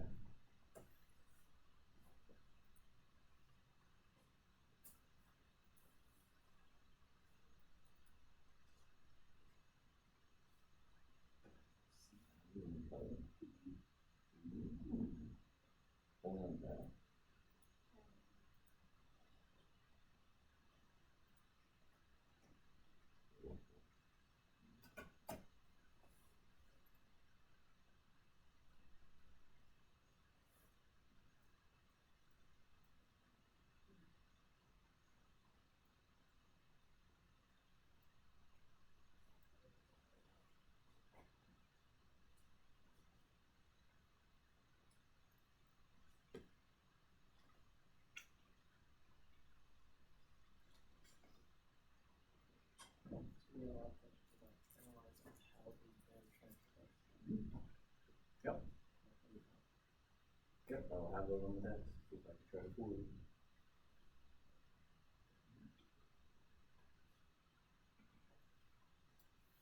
And by the way, when from now on, when you see a graph pop up on your whatever it is you catch the news on, you should really stare at it for a few minutes. Say, what's going on here? Interesting. Why is it they've homed in on it so close? Oh, that was the end of it. Sorry, that's the end of it right there. Cool. Yeah, whopping 6 pages. Yeah. That's one of my favorites here. I love how this happens. They do this all the time. You see this kind of thing happen all the time. You look at it and you're like, well, if you don't look at it initially, it's like, Judas Priest, look at it go. It's crazy. Then when you look, wait, hardly anything. Oh. Why are you trying to get me excited about this? Why are you lying to me about this? What's the point? Or on the other side, you're like, ooh, maybe it is a fairly large increase, but I go from 0 to way high, and I tend to flatten it out, trying to minimize that, right? It's just the same thing as when you're talking to mom back in the day. Well, mom, I mean, you talk it down a little bit. You're talking to the boys, you talk it up a little bit. You know, it's the same basic premise. It's human nature to try to fool people with these sorts of things. Now, I bring that up because over here on our graph, for instance, let's talk about, I don't know, again, something that's ridiculous no one cares about, like ice cream. Well, I mean, I care about it, but I don't care to lie. I don't care enough to lie about it. But one can see that if one did this over here, what one can do, I'll just make a nice little column chart here. It's no big deal. Boom. Sweet. I would like to minimize this big bar. Well, the way to do that, if you come over here on the side and double click on this, on the y-axis, you can make it go higher if you want to. Cool. Nice. Nice. And then you can do this. Okay, cool. And when you hit OK or enter, I guess, there it goes. Well, look at that. I minimized it, if you will. Okay? Note also that you can also do this if you like. Double click it. Give it to me. Or not. I don't care. Please. Please. Labels, numbers, tick marks, axes. Ah, there you go. Cool. I don't know, 20. Okay. Notice that if you do that, the idea is you went from 20 to 120, but again, you kind of accentuated this guy. I didn't want to accentuate it. I want to unaccentuate it, I guess. What happened to my plot area? Try it again. Go away. Double click over here and make this go back to 0. And again, if you want to really de-accentuate it, go a little higher, and then you really shrink it down. You don't see as big a difference. Okay, again, a lot of times people will leave these off or they'll be really hazy about what's going on over here, but if you want to shrink it down, you go up higher, so you're only using a portion of the graph.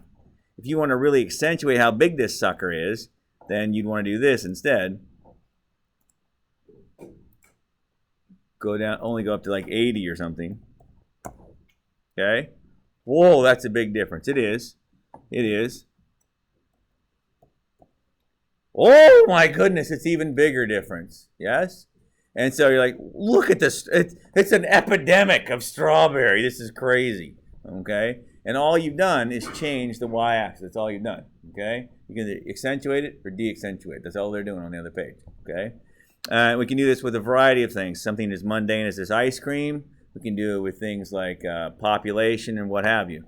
If you look on sheet number somewhere, I swear it was on here somewhere. I swear it was. I guess it's not on here. We'll make up our own data. Let's make up our own data. Cool. Let's do this. So another kind of data we will look at will be things like population over time or other things over time. So this is some census data, I guess. 1930. I'm lazy, so I'm just going to copy that now. It should do it, I think, right? 1980, 2000, 2010. Boom. Here's some clear data that I did not just make up, of course.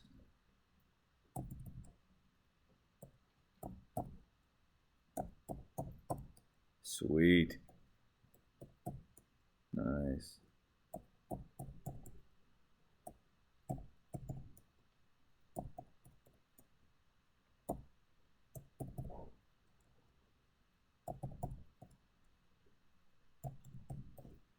Cool, whatever. It's some random data, not the end of the world. Just making it up.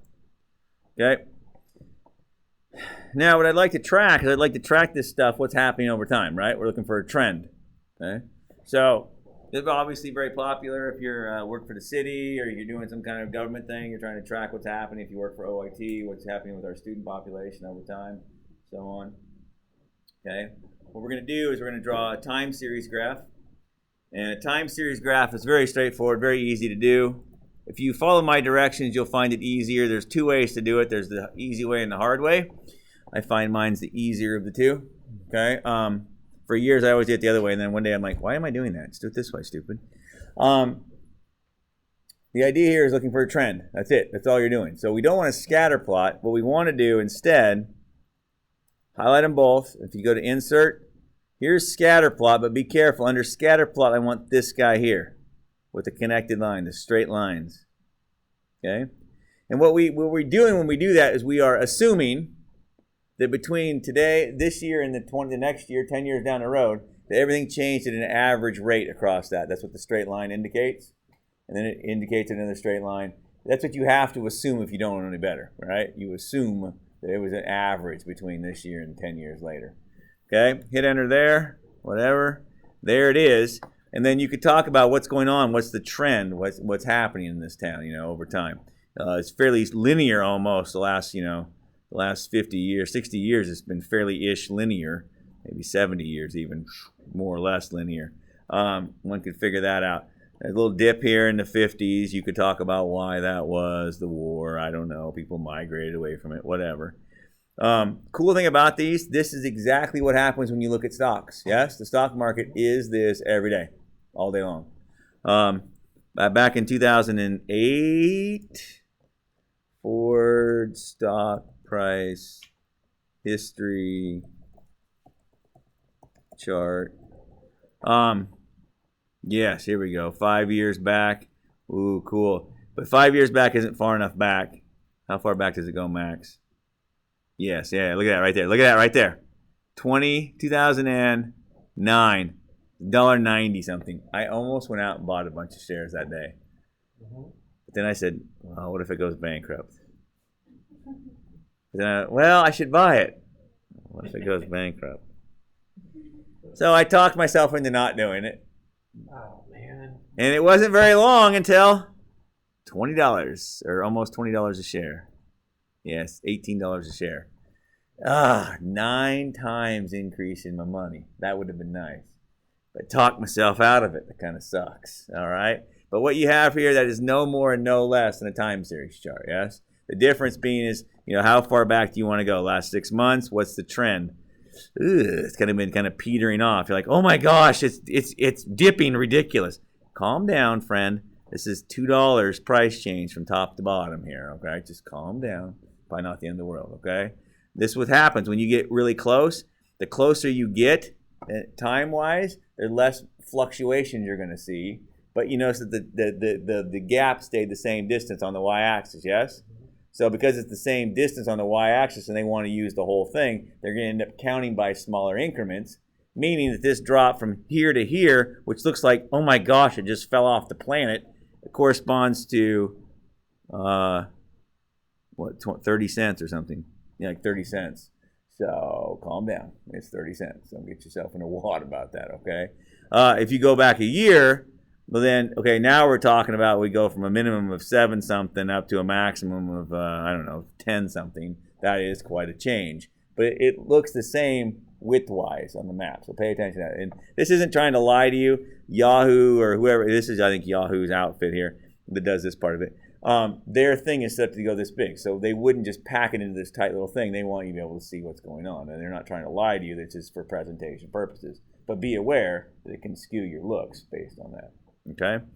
My buddy always comes in he doesn't do it anymore because I'm not in the regular classroom anymore. He would come in, pull up Yahoo Finance, and type in some stock market, and then leave. I'm like, what do you want me to see about this? He's like, this doing really good, isn't it? I'm like, yeah.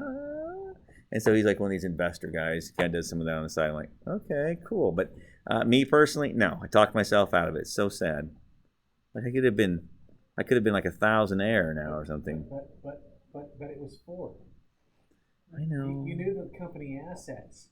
I know. Even if they went bankrupt. Yeah. I talked myself out of it, and I feel bad. All right. Also note that you can go back and look at historical things and pick out historical things based on these kinds of graphs, yes? Mm-hmm. So, for instance, frequently this sort of thing happens. Like, uh-huh.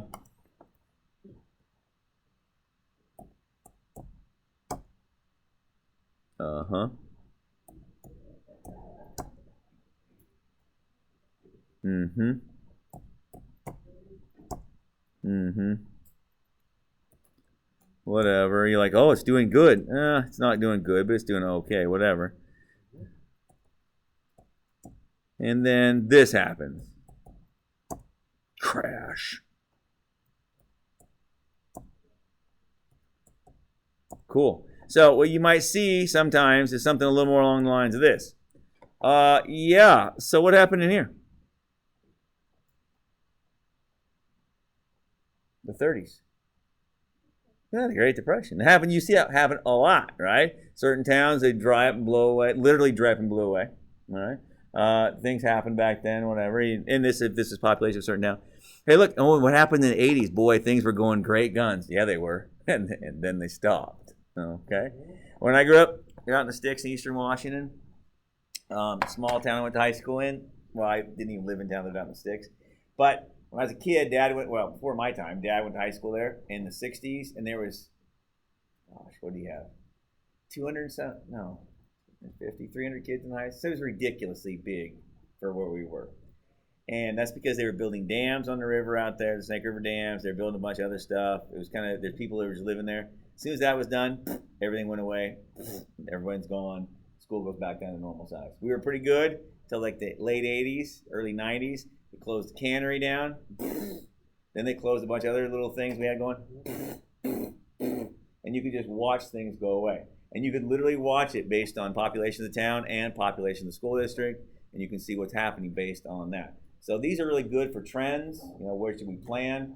When I first moved to St. Helens, we had about 800 kids in the high school. And it went up to as high as 1,250 for a few years. We were playing Westland, Lake Ridge, or Lake Oswego. We were playing, and we were getting our butts kicked by them. Oregon City,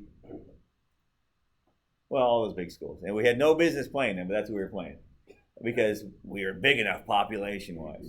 Well, okay. And they were talking about how we're going to have to build a new high school. We're going to have to build another middle school. We're going to have to add this. We're going to have to do that. We're going to have to add on to the sewer plant, the whole thing. Oh, then the sawmill closed.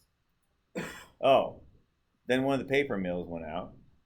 Oh, there's one other one that went to pot too.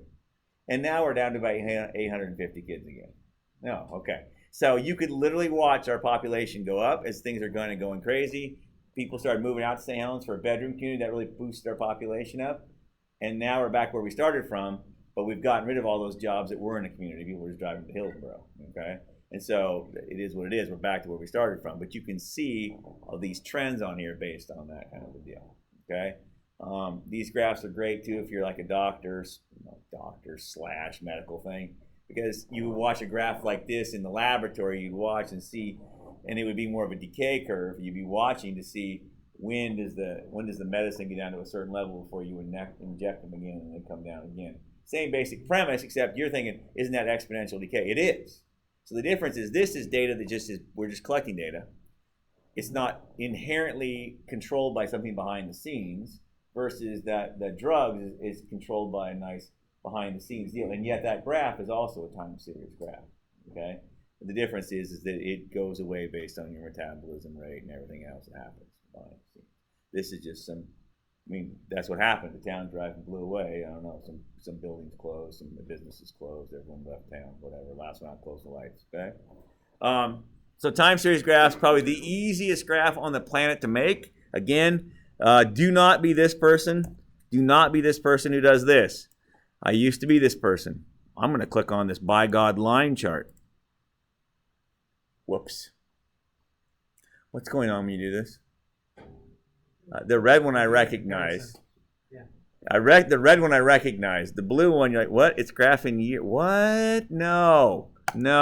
So what you want to do is you want to go to the scatter plot, because that forces the x's and y's to be paired together. And so then you just, boom, right here. Nice. Cool. I will say this. Let's say I could graph two towns.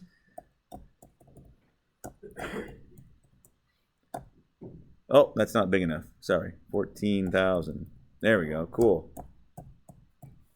Nice.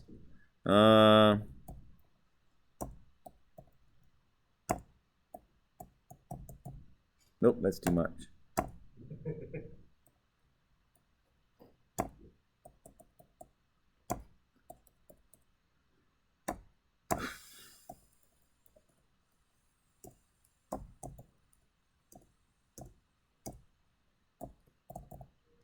Sweet. Check this out. Before I do this, what's going to happen? I'm going to make a scatter plot again. I'm going to make two time series graphs on the same. But what's going to happen? What's that? Well, there's going to be two different lines for sure. But what's going to happen when I graph them on the same graph?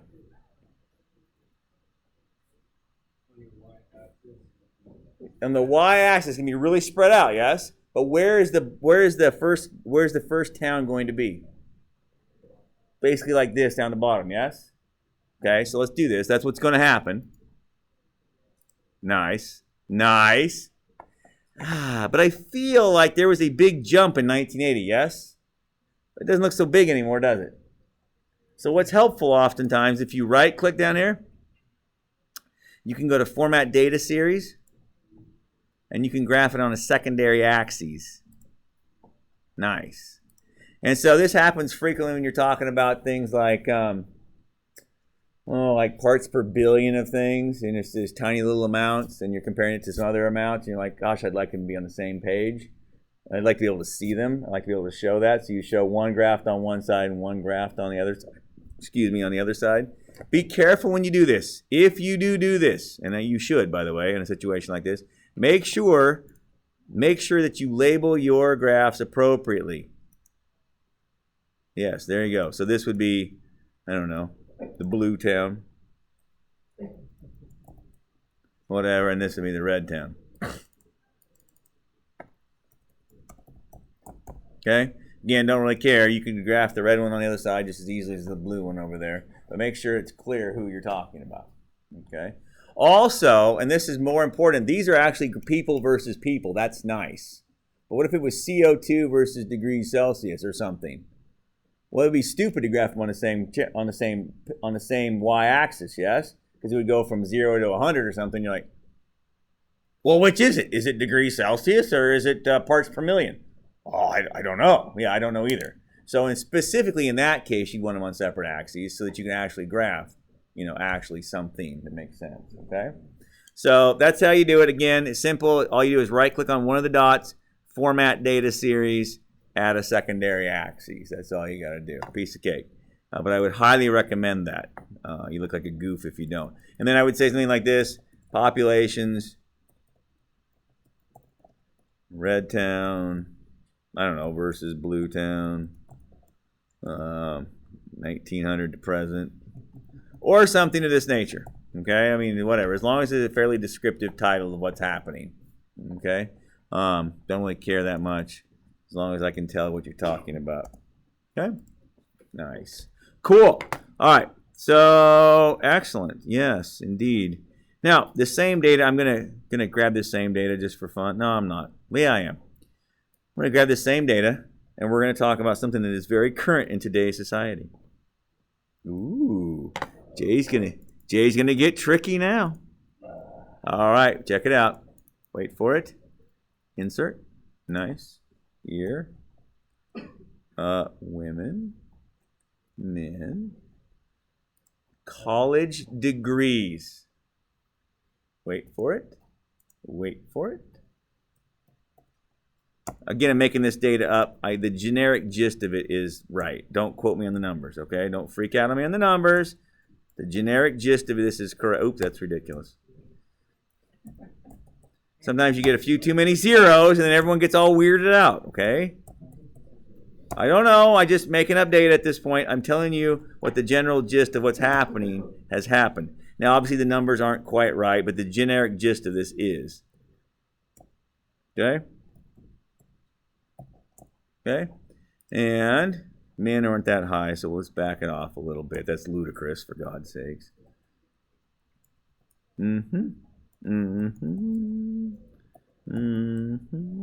That's not true. I mean, you gotta draw the line somewhere. That's not right. Cool. Whatever. Yeah, I guess you got a point there. You got a point. Uh-huh.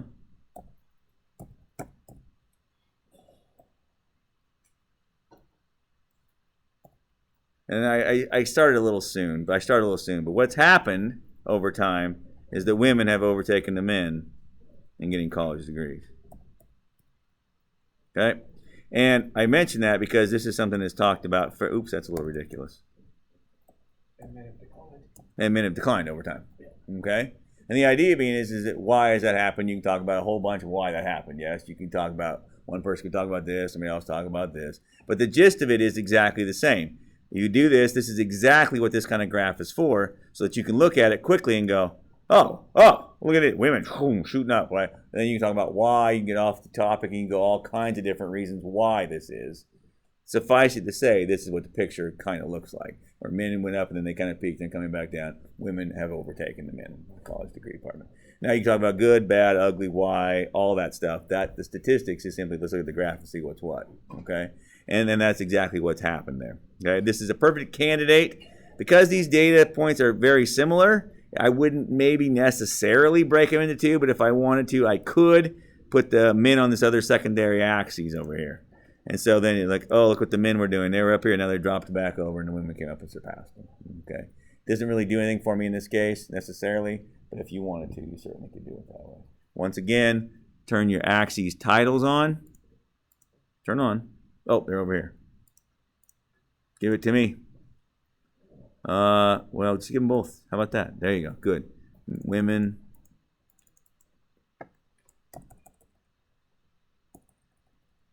If you're going to do an example like that, though, you should do like suicide rates by gender. You can do anything you want to in this way. This is what's beautiful about this particular sort of graph. Okay, it lends itself in a variety of methods and reasons. So men's college degrees, and you're right, exactly. Anytime you want to compare, this is perfect. And so degrees, men versus women. You know, from The thing about that was that women didn't change, but when they reported the statistics, it shows the percentage went up. The women's suicide rate, the actual numbers on the line chart were exactly the same. Men had just gone down. Interesting. Weird. Since we were talking about lying about statistics. There you go. There's a variety of things about that that's kind of interesting. There's another graph I want to show you that's related to that bubble chart. I do this one fairly regularly. It's one of my favorite ones to look at too. It's a skin cancer map USA. I think this is the one I want. skin cancer. Give me the map. Is that the one I want? No, that's not the one I want. Maybe it's by county. I think it's by county. No. Oh, come on, Jay. You can find it, buddy. Yes, this one. Aha!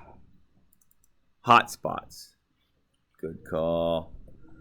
Oh, yeah, here we go. CNN Health. Yes. Now, I like this graph. It's kind of weird. Does anything stand out to you here in this graph? Like what? What's that? It is hot down south. However, Alaska has a look at freaking Arizona. Nobody has skin cancer in Arizona. Literally across the bottom of Texas, nobody has skin cancer. And what does Sam Hill's happening in North Dakota, for God's sakes? Look at that. No, I'm sorry, what'd you say? nobody lives there. Alaska. Percentage-wise, how many people live there? Right? There's not many people live there. You get one person that gets skin cancer out of the town of 20, all of a sudden, good Lord, 5% of our people have melanoma. That's ridiculous, yes?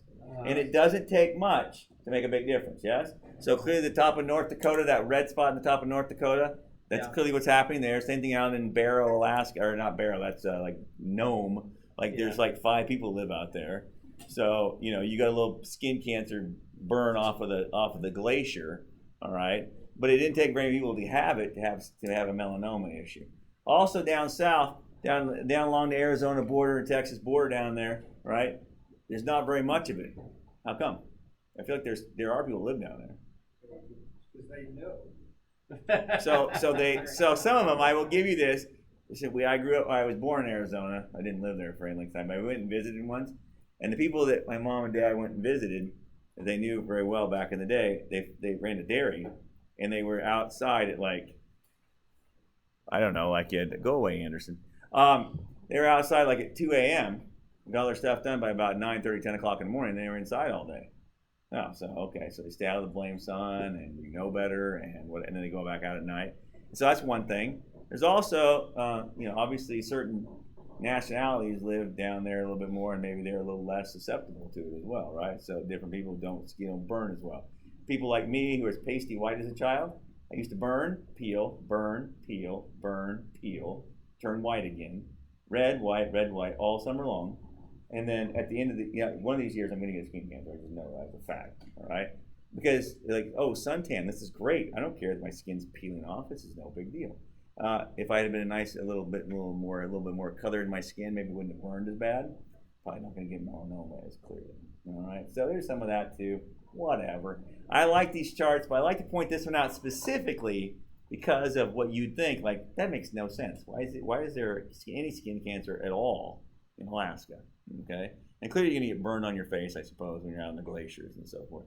But when you think about it, it doesn't take very many people because no one lives there. It doesn't take very many to raise the rates significantly. It's the white guys, man. Exactly. Okay, and it's just kind of crazy. Like you could convince me this southern region down here. You could convince me of that, and down around Las Vegas, you could convince me of that. Oh yeah, it makes sense. But the rest of this, I'm just kind of like, wait, why is there nobody have skin cancer in these other places? Okay, so they've either adapted, they don't go out in the sun, they smear on the SPF 78 or whatever. They have taken precautions. And it's possible that some nationalities just don't burn as bad as others. That happens too. There's a variety of things. But again, it's all about numbers in this deal. That's just deaths per 100,000. So over here on the far red, it's somewhere between basically 300 and 500 deaths per 100,000. All right? Well, what is 300 divided by 100,000? 300 divided by 100,000. Oh, it's 0.3%. So even the most ridiculous, awfulest, horriblest percentage up there is right around 0.3% of the population has melanoma or whatever. Okay, is what they're saying to us. So keep that in mind as well. You're like, oh, it's bright red. Everybody's dying of melanoma. No, not so much. Not so much. It's really still quite a small percentage by comparison. So be aware of that too. Just love this map. It just makes me happy to stare at it. I don't know. It really does. I could stare at this thing all day long. I really could. All right, so back over here to this graph again. I'm going to get rid of this part of it. I don't like this graph anymore. We're going to learn one more graph here. Two more graphs, and we're going to go home. So another graph we're going to look at is what is referred to as a area chart. And I got to think about where it's hiding. It's not there, dummy. Well, if I just click here, it'll show me. There we go. Cool. There's our stacked area chart. Notice that our stacked area chart is a combination of both a time series and a stacked bar chart. Can you see it? This is what it would look like if we didn't connect them. Here we have it connected with straight lines. And in essence, what you're seeing is this. Initially, most of the college degrees were earned by men. Somewhere over in here, it's been taken over, and now it's more women, of course. All right? But here's our total number of college degrees. There was, 10,000 college degrees, and like 80% of them are women at this point or something, okay? So this is really cool, these area charts. Again, a combination of a stacked bar chart and a time series graph, okay? It's very handy to see that. Whatever, it's there, those deals. Again, here's what we had earlier, our time series charts. But this one here is stacked area charts. A pretty cool deal to be able to see. Again, visually, what's happening here. And again, this is fine, but this acts like nothing happened between 70 and 80. Okay? This takes and smears it as if there's a constant change between 70 and 80 and 80 and 90 and so forth. Okay? So there's that guy. All right, last one before we go home. And that is a histogram. And this is when you have, most of the time you'll have continuous data. That is, you have data that's all over the place. In other words, it's not categorical. Hey, look here, are you 12 years old or 13 years old or 14 years old? You're one of those categories. No, I got people in the room that are from anywhere from 12 years of age to 80 years of age. Well, I don't want a bar for every single age group. That's weird. So what I'm going to do is I'm going to take and group them. Okay, so I'm going to have grouped data. I'm going to group it. Group the data. And I'm usually going to group it into usually 5 or 7 bars. That's usually the classic number of bars. Now you can do 9 or 8 or 22 if you want to. Be aware that if you add too many bars, it gets to where you're losing some of the feel of it. You get too few bars, it's not good either. Like literally, I could make a bar of everybody. There it is, cool. That's not helpful. That's not helpful. Likewise, if you had a bar for every single person, not helpful either. Okay? So some people go, I know, let's do the kids who are from like 10 to 19, cool, and then we'll do the kids from 20 to 19, or 20 to 29 rather. I really do know how to do math. That's cool. I don't know. I'll go one more just for fun. Cool.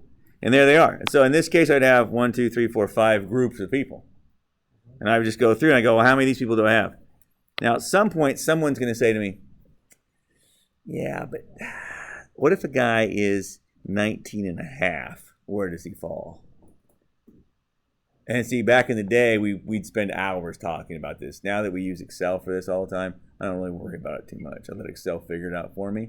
But back in the day, what I would say is this. I would say reality, I would go from like, say, I don't know, 9.5 to 19.5. If you fall between there and there, you're going to go in this group.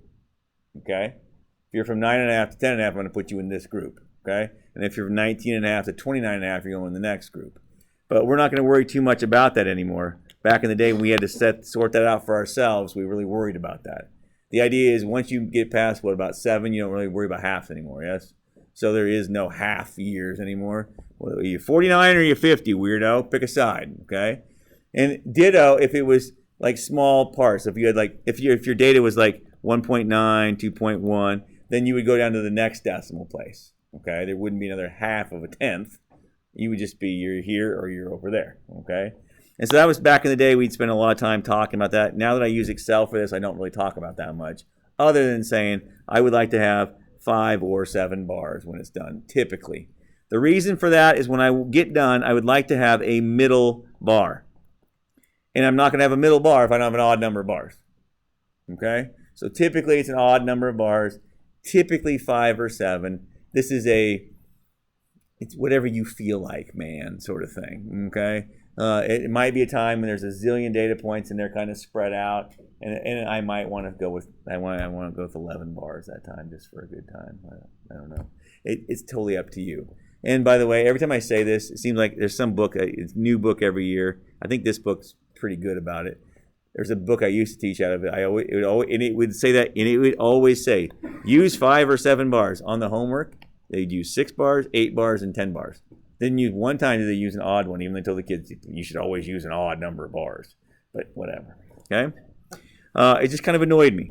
So then you would go along with your clipboard and you'd count how many people are in this group and how many people are in this group and how many people are in this group, whatever, and then you this and so forth. But this is the 21st century, so I'm going to have Excel do it for me in just a minute, okay? And then what am I going to do? I'm going to have it graph, and I'm going to go from 10, this is going to be 20, 30, 40, 50, 60, and it's going to go up as high as it is. So it's going to go up to 3, it's going to go up to 4, it's going to go up to 10, and so on, and graph them like so. Okay? Notice how I have my bars drawn side by side. Excel won't do that at first, so we're going to have to fix that. This would be a problem if it went from 10 to 20 and then from 20 to 30, yes? Because it looks like there's a missing piece here, yes?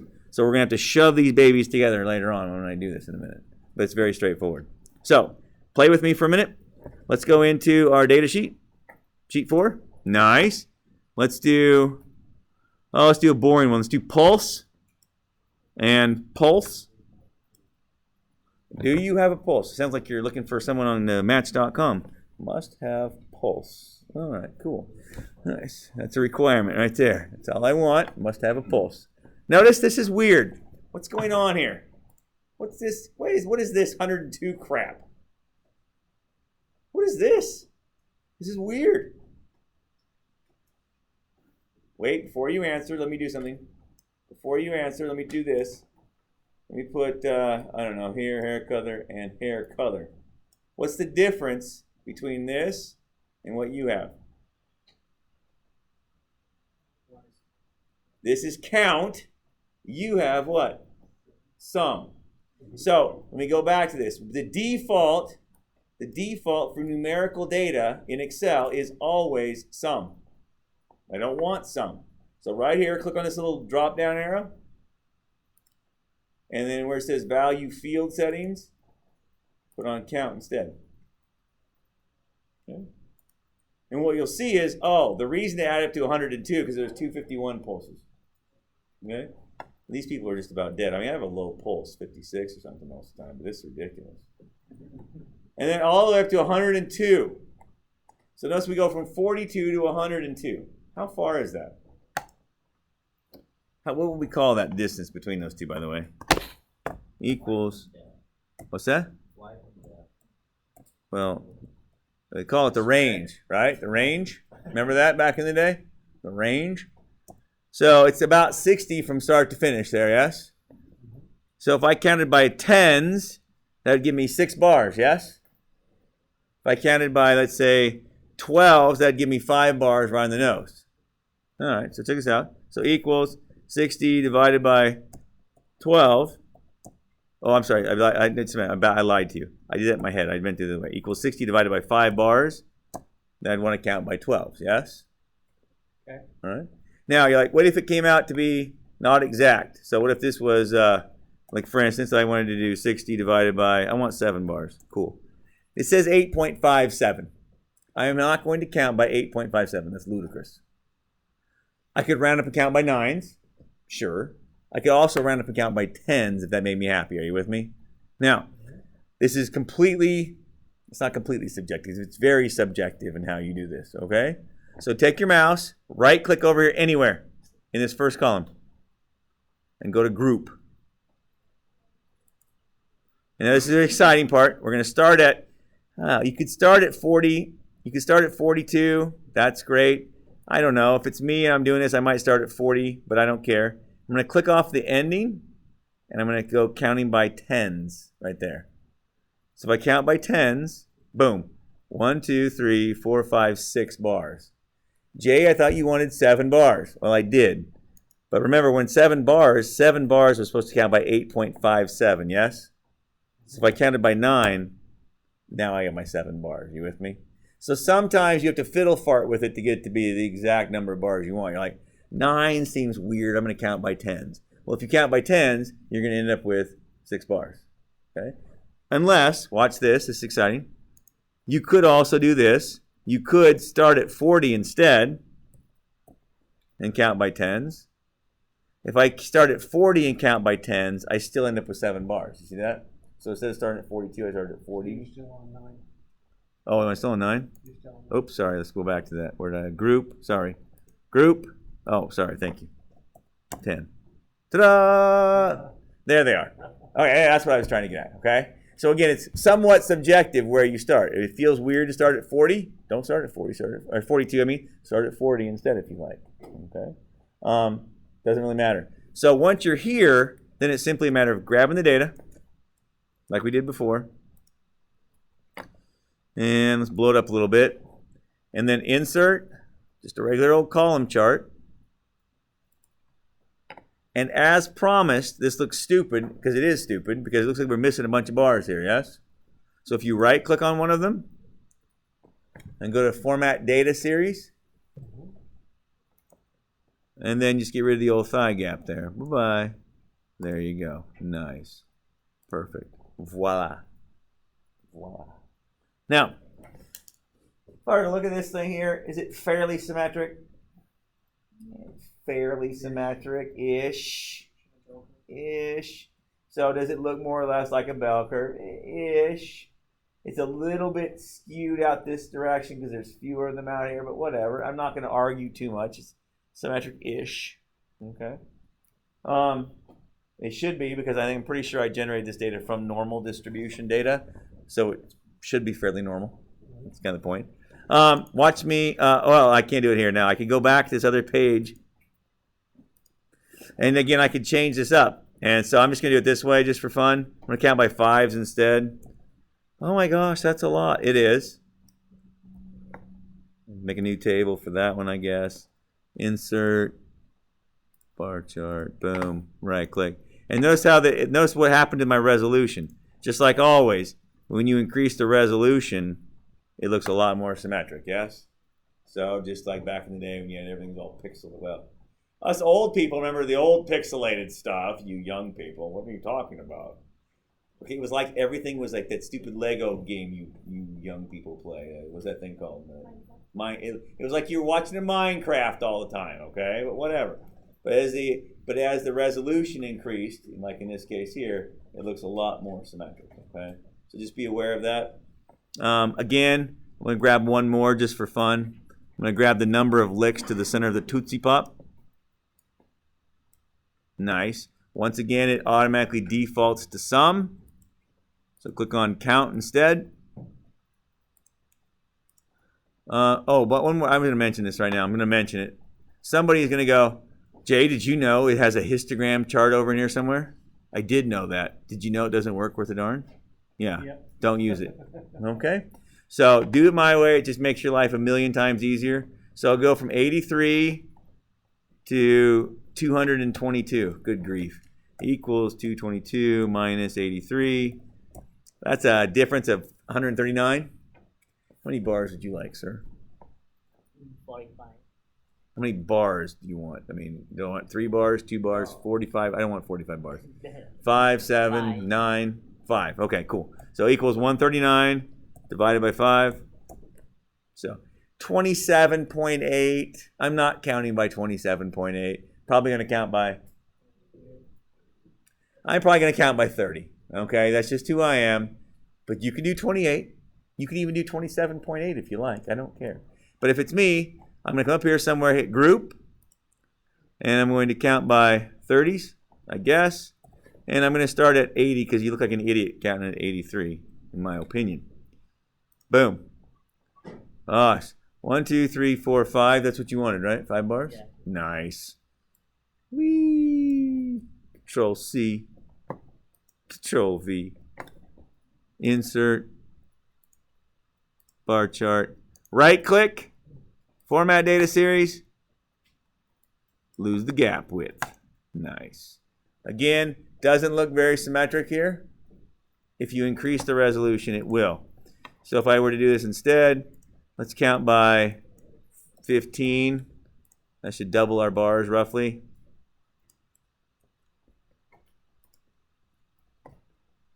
It'll look a lot more better. Oh, it's almost like it's a normal curve. Gosh, I hope so. Nice. By the way, just for grins, approximately, what is the average of this data set? Approximately. Somewhere between where and where? Between 140 and 154? Yeah, I'd buy that for a nickel. How do you know the average is in there? Ooh, if it's normal, that's right. If it was not normal, would the average be in there? Maybe No. not. What's that? Maybe not. Maybe not. And so, think about this. If it was skewed data, that's the last thing I'm going to say about this. It has to do with the last graph, so don't get angry. I'm not changing anything. Let's say this one is skewed to the left. It's the way you pull your bubble gum out of your mouth. You pulled it out to the left and skewed to the left, okay? Out this way, okay? Skew to the right. This is Bill Gates moves to St. Helens. Skewed to the right. This is some poor guy moves to Lake Oswego. Okay. And then, of course, here is our just perfectly wonderful symmetric curve. On a symmetric curve, you will find that the mean, the average that is, the median, and the mode are all right here. Right? That's the mode, the most frequently occurring thing. That's why the tallest bar is there. But on this one here, what's happened? Where's our average going to be on this guy? It's going to be pulled, which direction? To the right. Look at this. This is Bill Gates moves to St. Helens. What happens to the average income when he moves to town? Does it go up? The average goes up, yes? Does the median go up? No, because he's just one guy, yes? So here's the average. The mean is going to be pulled over this way. I'm exaggerating it. The median is going to be here. But still, most people make this much money here, yes? That's where the tallest bar is. Okay, it's the opposite down here. And again, I'm exaggerating it. Mean, median, mode. They write the P. Someone will figure all of this out for us, too. They sure will. However, if you need although it only tells you one of the modes. But again, if you need to find the mode, if you need Excel to help you find the mode, I might be judging you a little bit. Just saying. I might be judging you just a lot. Okay? Just saying. Okay? But be aware it only will find one of them. So if you have a giant set of data, you say find equals mode, it'll only find one of them. The first one it gets to, I believe, but don't quote me on that. Okay? It won't say this, comma, this, comma, this if there's multiple modes. It'll just say one of them. Okay? Don't know why, don't care. Talk to an IT person. I'll blame them. Okay? So when you do this, you look at the graphs, there it is. I remember why, I know why I made the mistake on the assignment where it says pivot table twice. I remember what the other was. One of them is a graphing assignment that will be posted later tonight, okay? It'll be under assignments somehow. I'll send you a link to it, whatever. It is one that I'm going to, so there's data, there's homework from the book that you'll be doing, but mine will be, here's a data table, here's a set of data. I need to see a side-by-side bar chart of this and such. I need to see a pivot table of this, a pie chart of this and such. Okay. Show me a time series graph for this stuff. Okay. So I'll probably post it tonight. Depends. I gotta go and do a few things. So either tonight or tomorrow I'll get that posted. That again is not due till the day of the midterm. So if you have questions, and you should, practice them. Do them ahead of time. Get them done. Ask me questions about them, okay? This video is going up tonight. There are also 2 other videos in the folder about graphs. Graphs with Excel and graphs with Google Sheets. You find yourself stuck somewhere. Oh, you broke it, man. If you find yourself stuck somewhere and all you have is Google Sheets, all this stuff can be done in Sheets as well, including the pivot table. I just don't like That's more of a Ford Chevy deal to me. It's like, I don't like the way Google Sheets' pivot table works. It's nice. It's the same deal though. Other than that, it's all good. All right, I'm done. Go away. Have a nice night. Good weekend, whatever. I can't believe it's only Monday. So how would you feel if I Alright, submitted so this type of graph? we're gonna do this really, really fast.